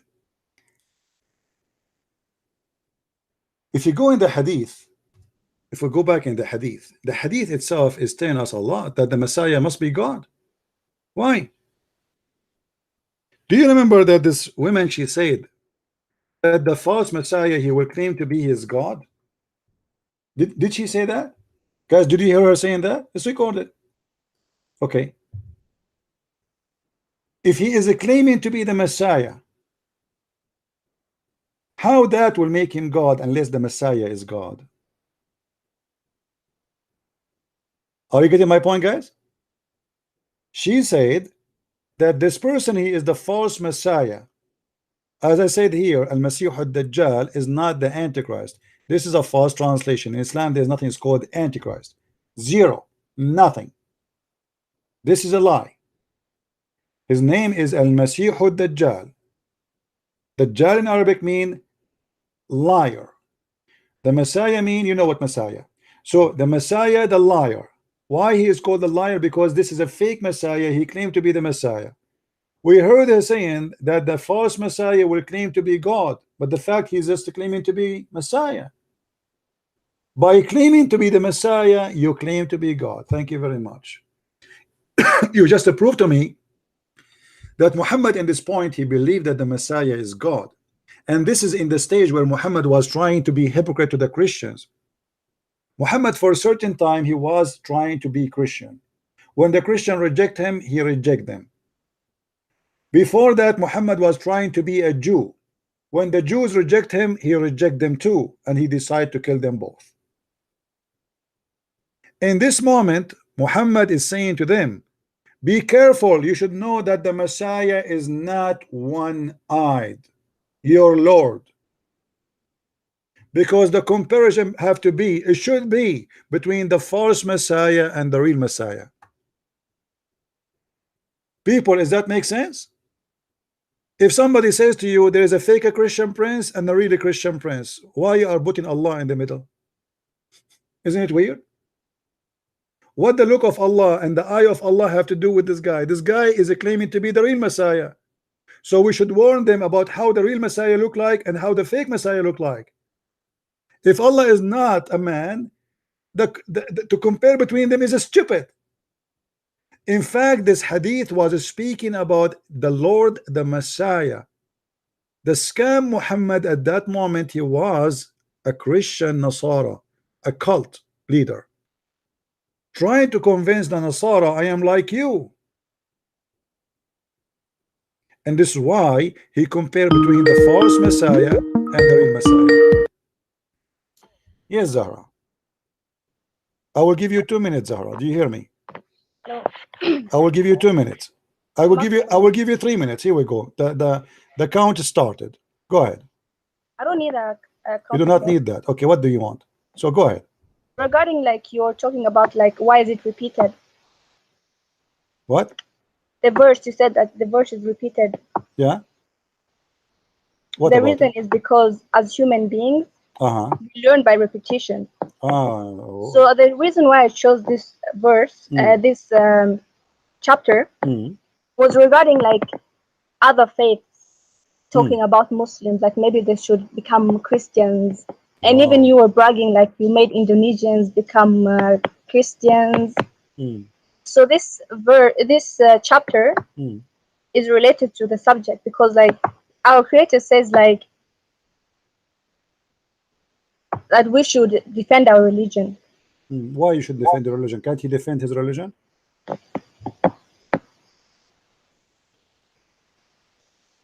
Can't Allah defend his religion? No, because it's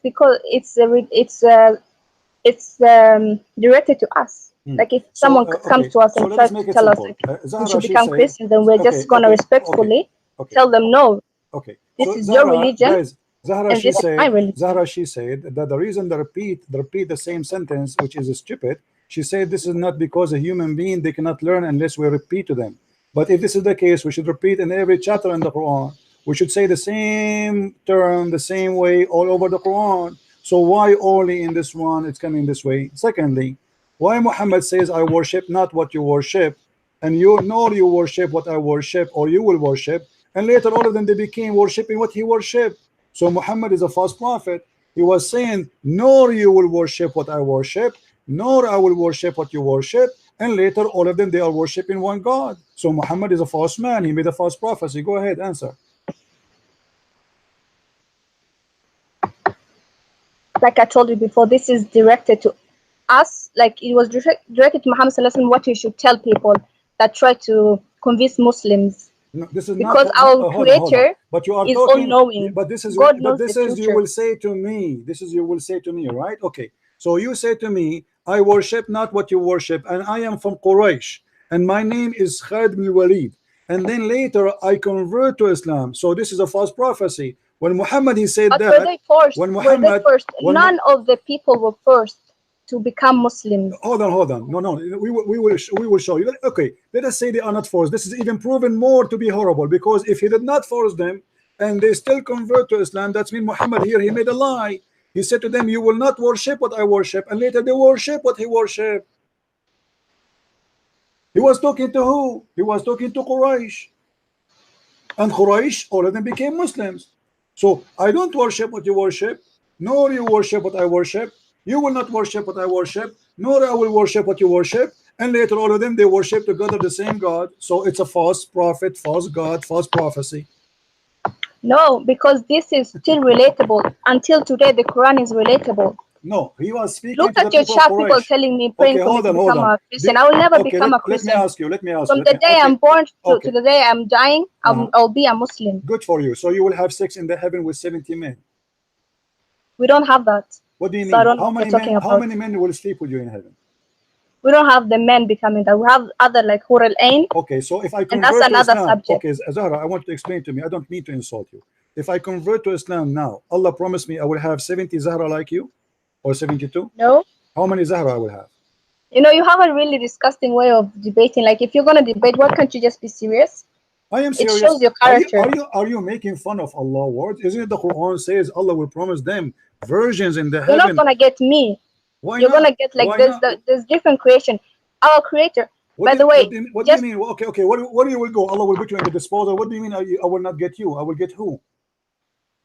Our Creator has created different creation. Okay, well, no problem. No, it's you. What the different creation? Listen, you. When you go to heaven, how many husbands you will have?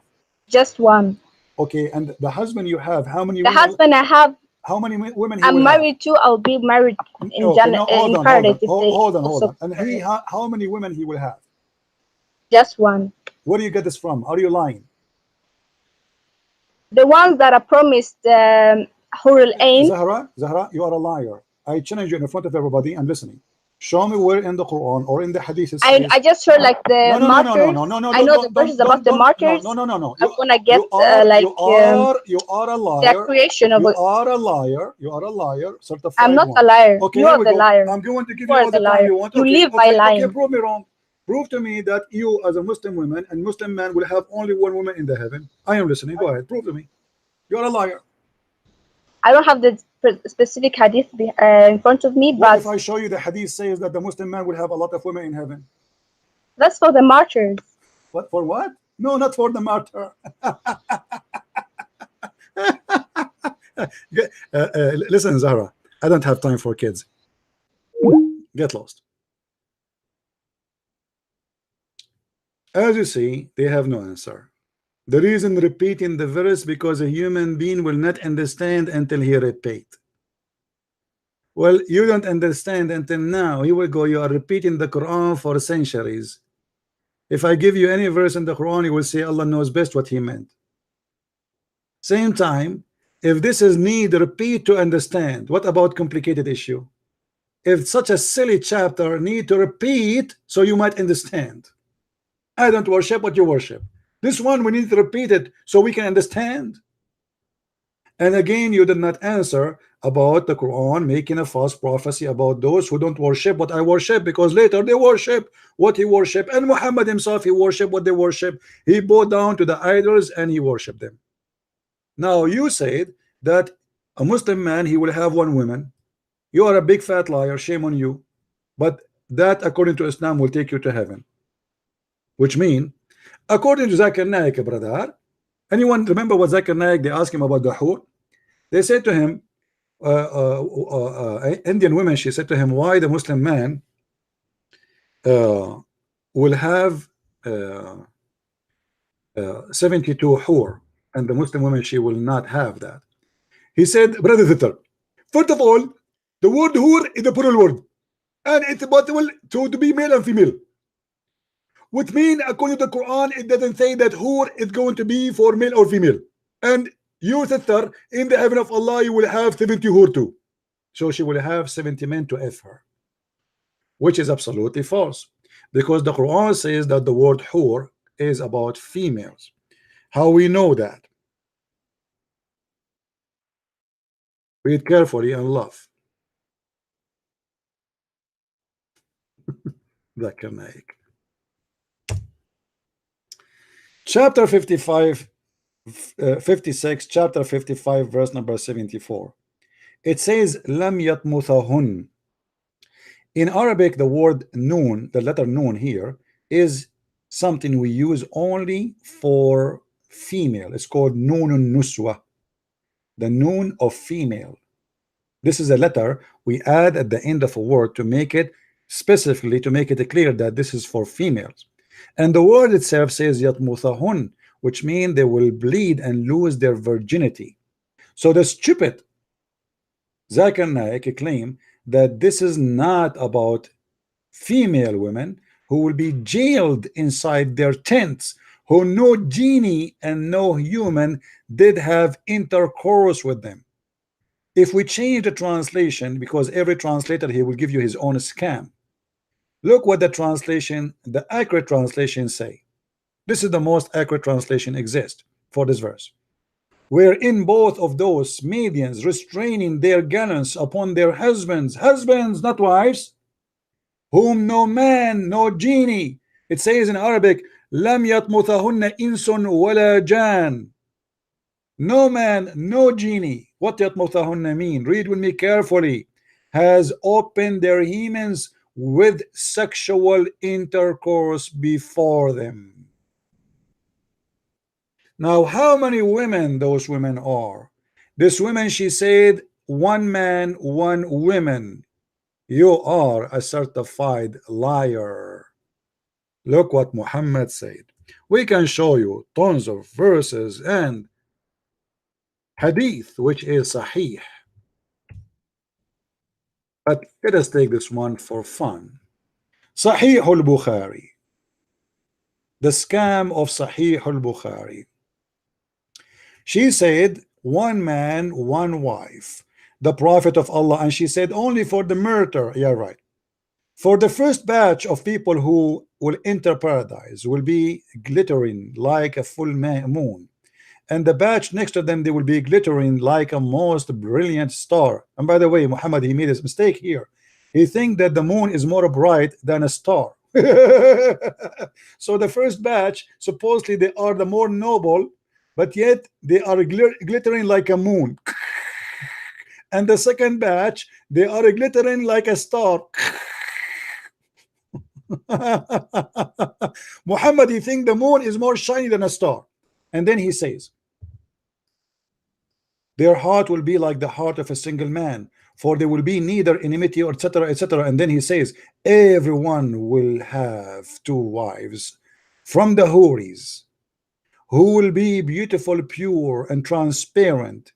The marrow of the bones of their legs will be shown, and they will see the marrow of their inside their flesh. This is from the hur, but this is not the whole number. Let me show you the other hadith. Read carefully with me. Liar. Every Muslim man will have one woman, right? Hold on.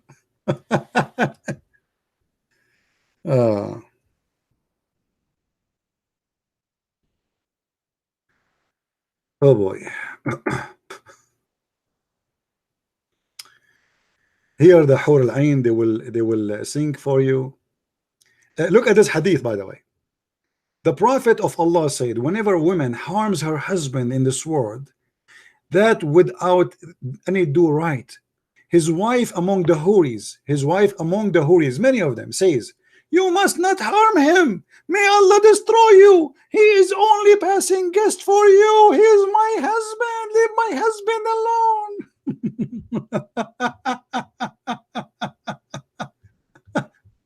It is so more. Hold on.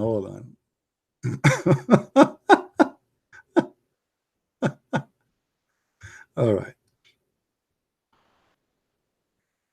Okay, hold on.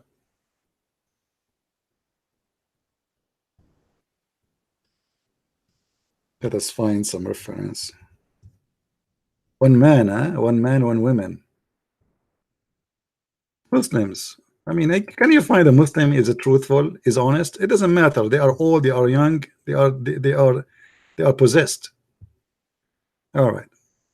Let us see.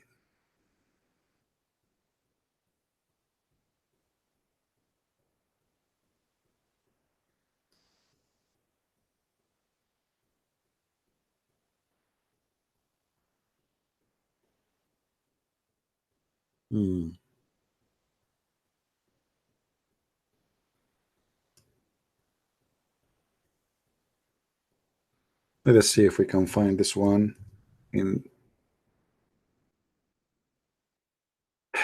There is none among whom Allah will admit to paradise, but will marry him to 72 wives, 2 from the houris and 70 from the inheritance of the people of hell, all whom have desirable front passages, and he will have a male member that will never become flaccid. So at least, and by the way, this is the lowest number. If we go to different hadith, it says,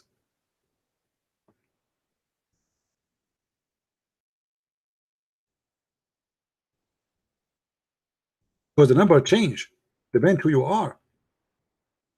But the lowest Muslim, he will get that. The lowest Muslim. We will make carefully. At least of the people of heaven. At least of the people of heaven. Who is the least? Which means the bad Muslim. He will have, read carefully with me. This is not me talking, this is your prophet. He will have 80,000 little boys, servants, and 72 wives. This is the lowest reward, not the highest. He shall have a tent of pearl and cardamom set up for him. Do you see it? Now you can read like the rest of the stupid story here. So when they say to you, in the heaven, brother, we will have one wife only, this is not true. We will have 70. You will have a lot more. And different hadith actually, it says 80,000. The heaven of Allah supposedly is 100 floor.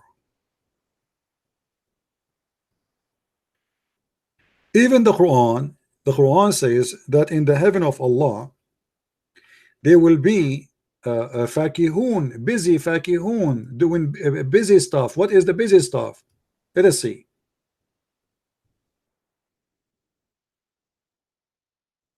This is the filthy religion of Islam. وَإِنَّ أَصْحَابَ الْجَنَّةِ الْيَوْمَ فِي شُغْلٍ فَاكِهُونَ, chapter 36 verse number 55. Okay, what they will be doing in that day, what does that mean? If you read a Muslim translation, it doesn't say anything. It's a lie.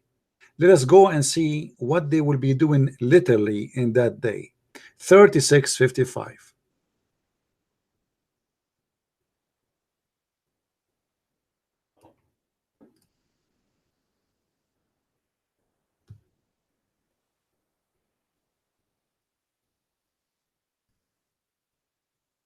They will be busy. Aha. Let us see what the Abdul will be busy.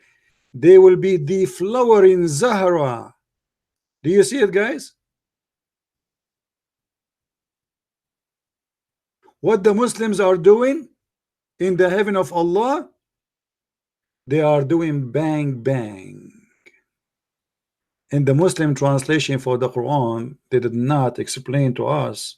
They say they will be having fun, but the Quran speak about something else.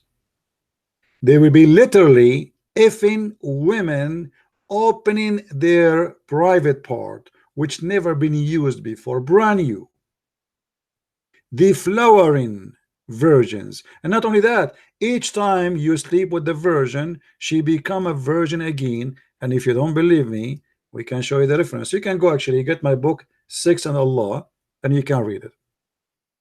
I have tons. Oh, the whole book is about sexuality in Islam. So this is how the Muslim, they lie to us loud and open, and they don't have a shame. They think the funny is, like when this woman, she said that, you know, as an example, the reason Allah he repeated because a human being will not learn unless we repeat. I mean, this is the most stupid answer. We have a book and we do not need to repeat. And what the point of repeating? Repeating will teach us. It's the same sentence. If I did not understand the first sentence, how I can understand the second sentence? It's the same sentence anyway. So the answer is proving the stupidity of this cult. Number two, when they lie about the look of Allah, and all of them they believe that Allah have a hand, Allah have a foot, Allah have a leg, Allah have a face, Allah have 5 fingers, Allah have toes, Allah have a nose, Allah have eyes. Yet they say we don't believe in a man. Another lie. When they say nothing like Allah, but Allah he says he have fingers and he have hands. How he use hands and fingers if he is nothing like him? Hands and fingers is like hands. Fingers is like fingers. Foot is like foot. When Allah he used that words for himself, and the Muslim scholars agree that yes, Allah has hands. Why Muslims they lie? You can go right now and I can search in front of you in YouTube. Let us do that. You will find tons of videos.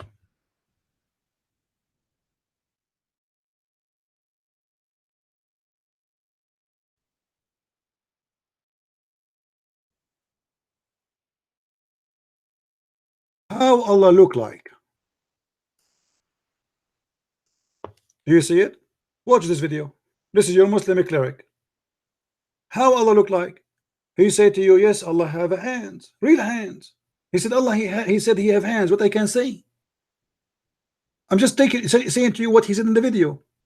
Zakir Naik, he said that. Didat, he said that. All your Muslims scam, they agree. Allah has a physical being. He is a physical being. My debate with all Muslim scholars, they agree. Dr. Nabil Bayekli, Dr. Rohi, all of them, not even one, they can refuse. And the funny, they say to me, yes, Allah have a leg, but do you think the leg of Allah is like yours? I mean, whose stupid answer is that? As long he have a leg, it's a leg. Well, the leg of the mosquito is not like my leg, but it's a leg. The reason it's called a leg because he walk with it. He don't fly with it.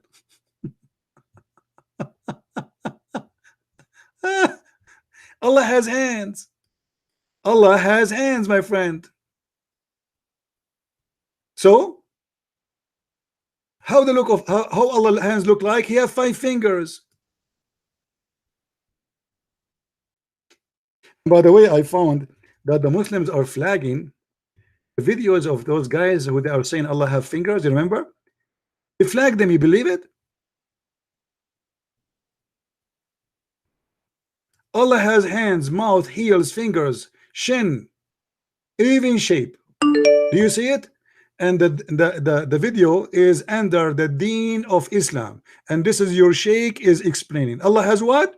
Allah has hands, mouth, heels, fingers, shin, even shape. And Allah is not a man. Who cares if he's a man or not?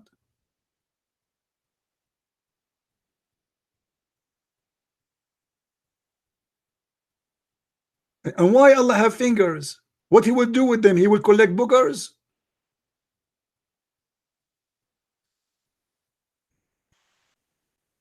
Allah has a foot. Allah SWT has a foot. If you go to this guy, his video is flagged by Muslims. They are trying to take it down. Allah has a foot. Allah has body parts.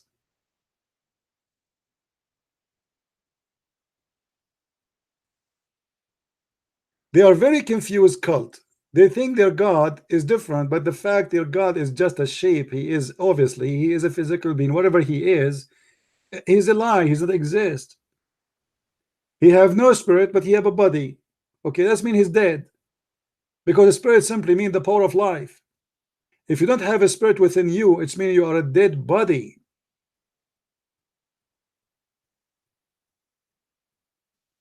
So never learn Islam from Muslims.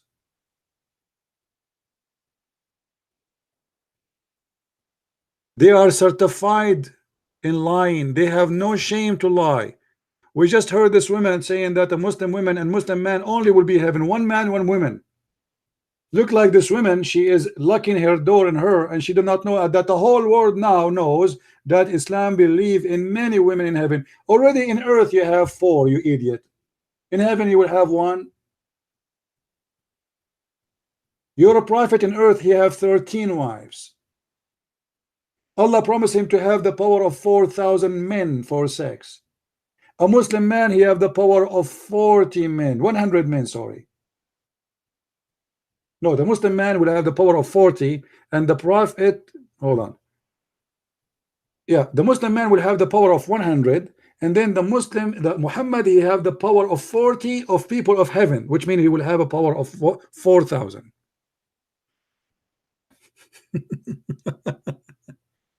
Anyway, thank you, Zahra, for calling. You just help us to expose your prophet. And you will notice always how fast they talk, so they will not give you a chance to get them busted.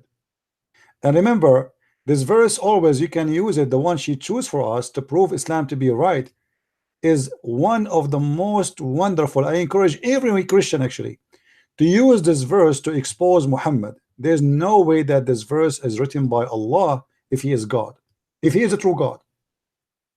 There's no way God will say such a stupid silly stuff, which is a contradiction for what happened even later. All those he said to them, I worship not, and you worship not what I worship. Later they worship what he worship, and he himself, he worship what they worship, and he bow down to what they worship, and they bow down to what he worship.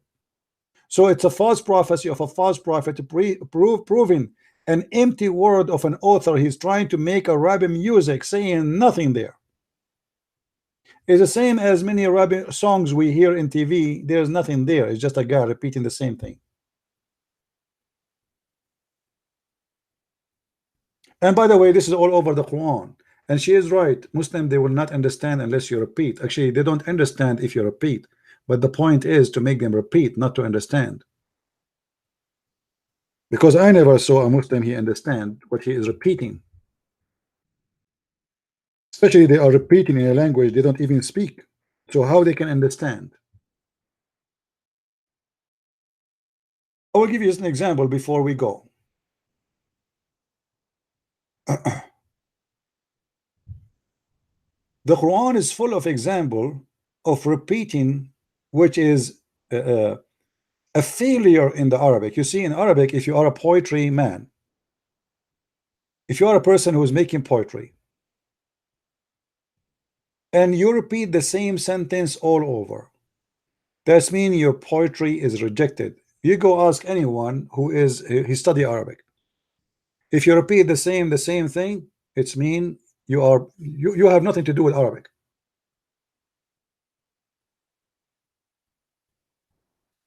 Look at this example.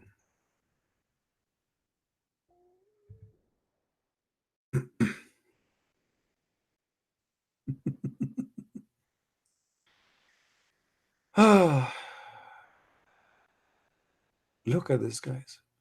Do you see how many times he repeat? Is that the verse is the same as this verse? The same as this verse? The same as this verse? The same as this verse? The same as this verse? The same as this verse? The same as this verse? The same as this verse? The same as this verse? Come back tomorrow. The same as the verse. Take a nap. Come back tomorrow. The same as this verse. The same as this verse. The same as this. The same as this verse. The same as this verse. The same as this verse. The same as this verse. The same as this verse. The same as this verse. The same as this verse. The same as this verse. The same as this verse. The same as this verse. The same as this verse. The same as this verse. The same as this verse. The same as this verse. I mean, should I continue until tomorrow?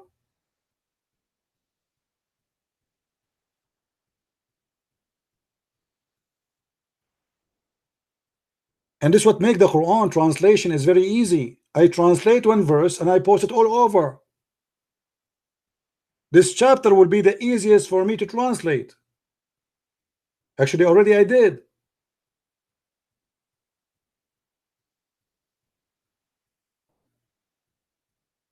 What kind of God he need to repeat the same thing over and over and over? We got it. We got it. But because he is making a rap music, he need it. Otherwise, it's useless.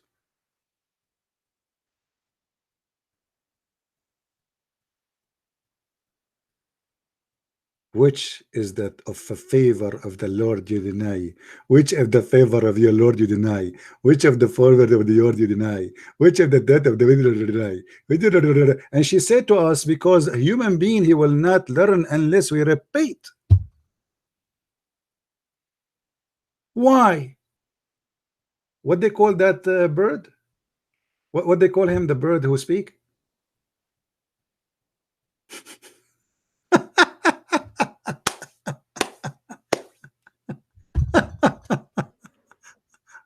This is the chapter 55, the chapter of Ar-Rahman. By the way, even the name of Ar-Rahman is a theft.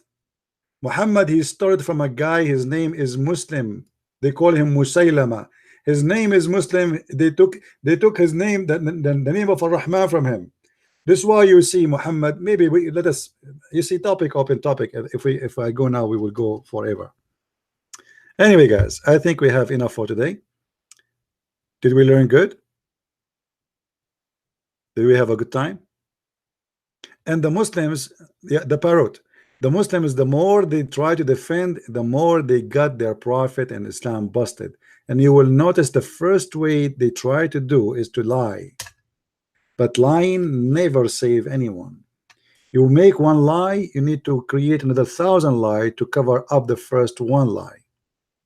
We Christian, we should not lie. Jesus said, don't even take an oath. Either you say yea, yea, or nay, nay. I am not ashamed of my Lord. I am not ashamed of what he said. If you say something about what he said you don't like, I will not deny it. The Lord, he says, the one who deny me, I deny him. We Christian, we do not deny. You Muslims are ordered to lie. This is why you have a specific chapter in the Quran. It's called taqiyya. No, please, no Christian can call me.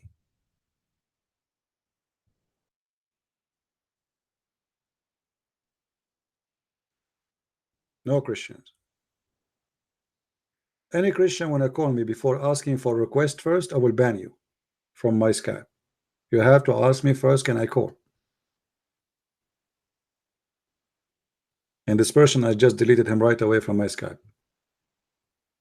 When I say only Muslim can call, it's mean only Muslims. If I give time to the Christian to call, then only Christians. So my friend, because we are proud to be believers in the Messiah, and nothing can be better than him to be proud about, we don't lie about him. But because you are ashamed of your God and about your prophet, you lie. Ask yourself why this woman, she just lies saying the Muslim man will have in heaven only one woman, because she feel inside her that this is shameful. It's a fear of being exposed to shame. It's the same as the hijab. The hijab make the women feel shameful because she is a walking vagina. If she don't wear the hijab, she is shamed. She is a vagina. So we have to cover the vagina. This is not about protecting the women. They say to you, do you know how Mary she used to dress? No, I do not know. Do you have a picture?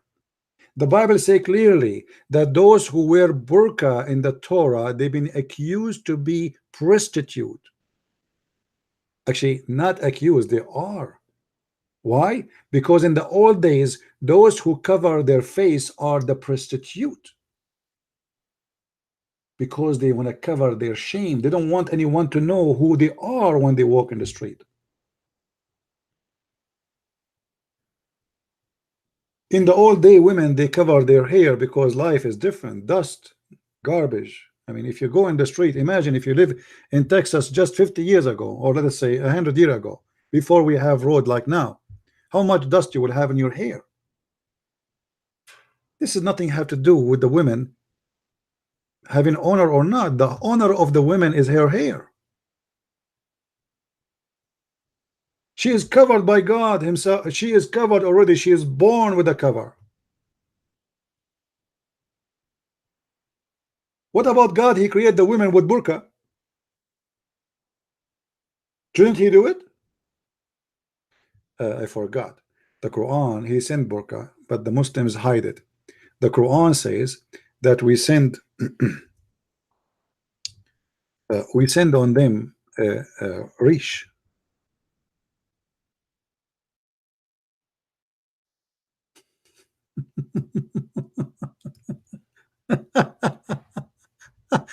Anyway, I'm not going to show the verse now, because if we show it, we are going to spend another hour. So we better not to do that.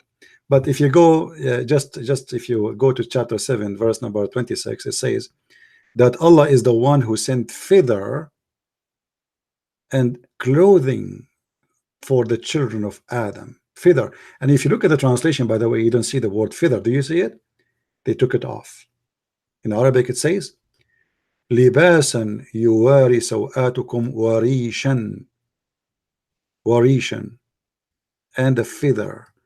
So even the underwear of the Muslimah is sent by Allah. The madness of Islam. It's Allah who sent the clothes.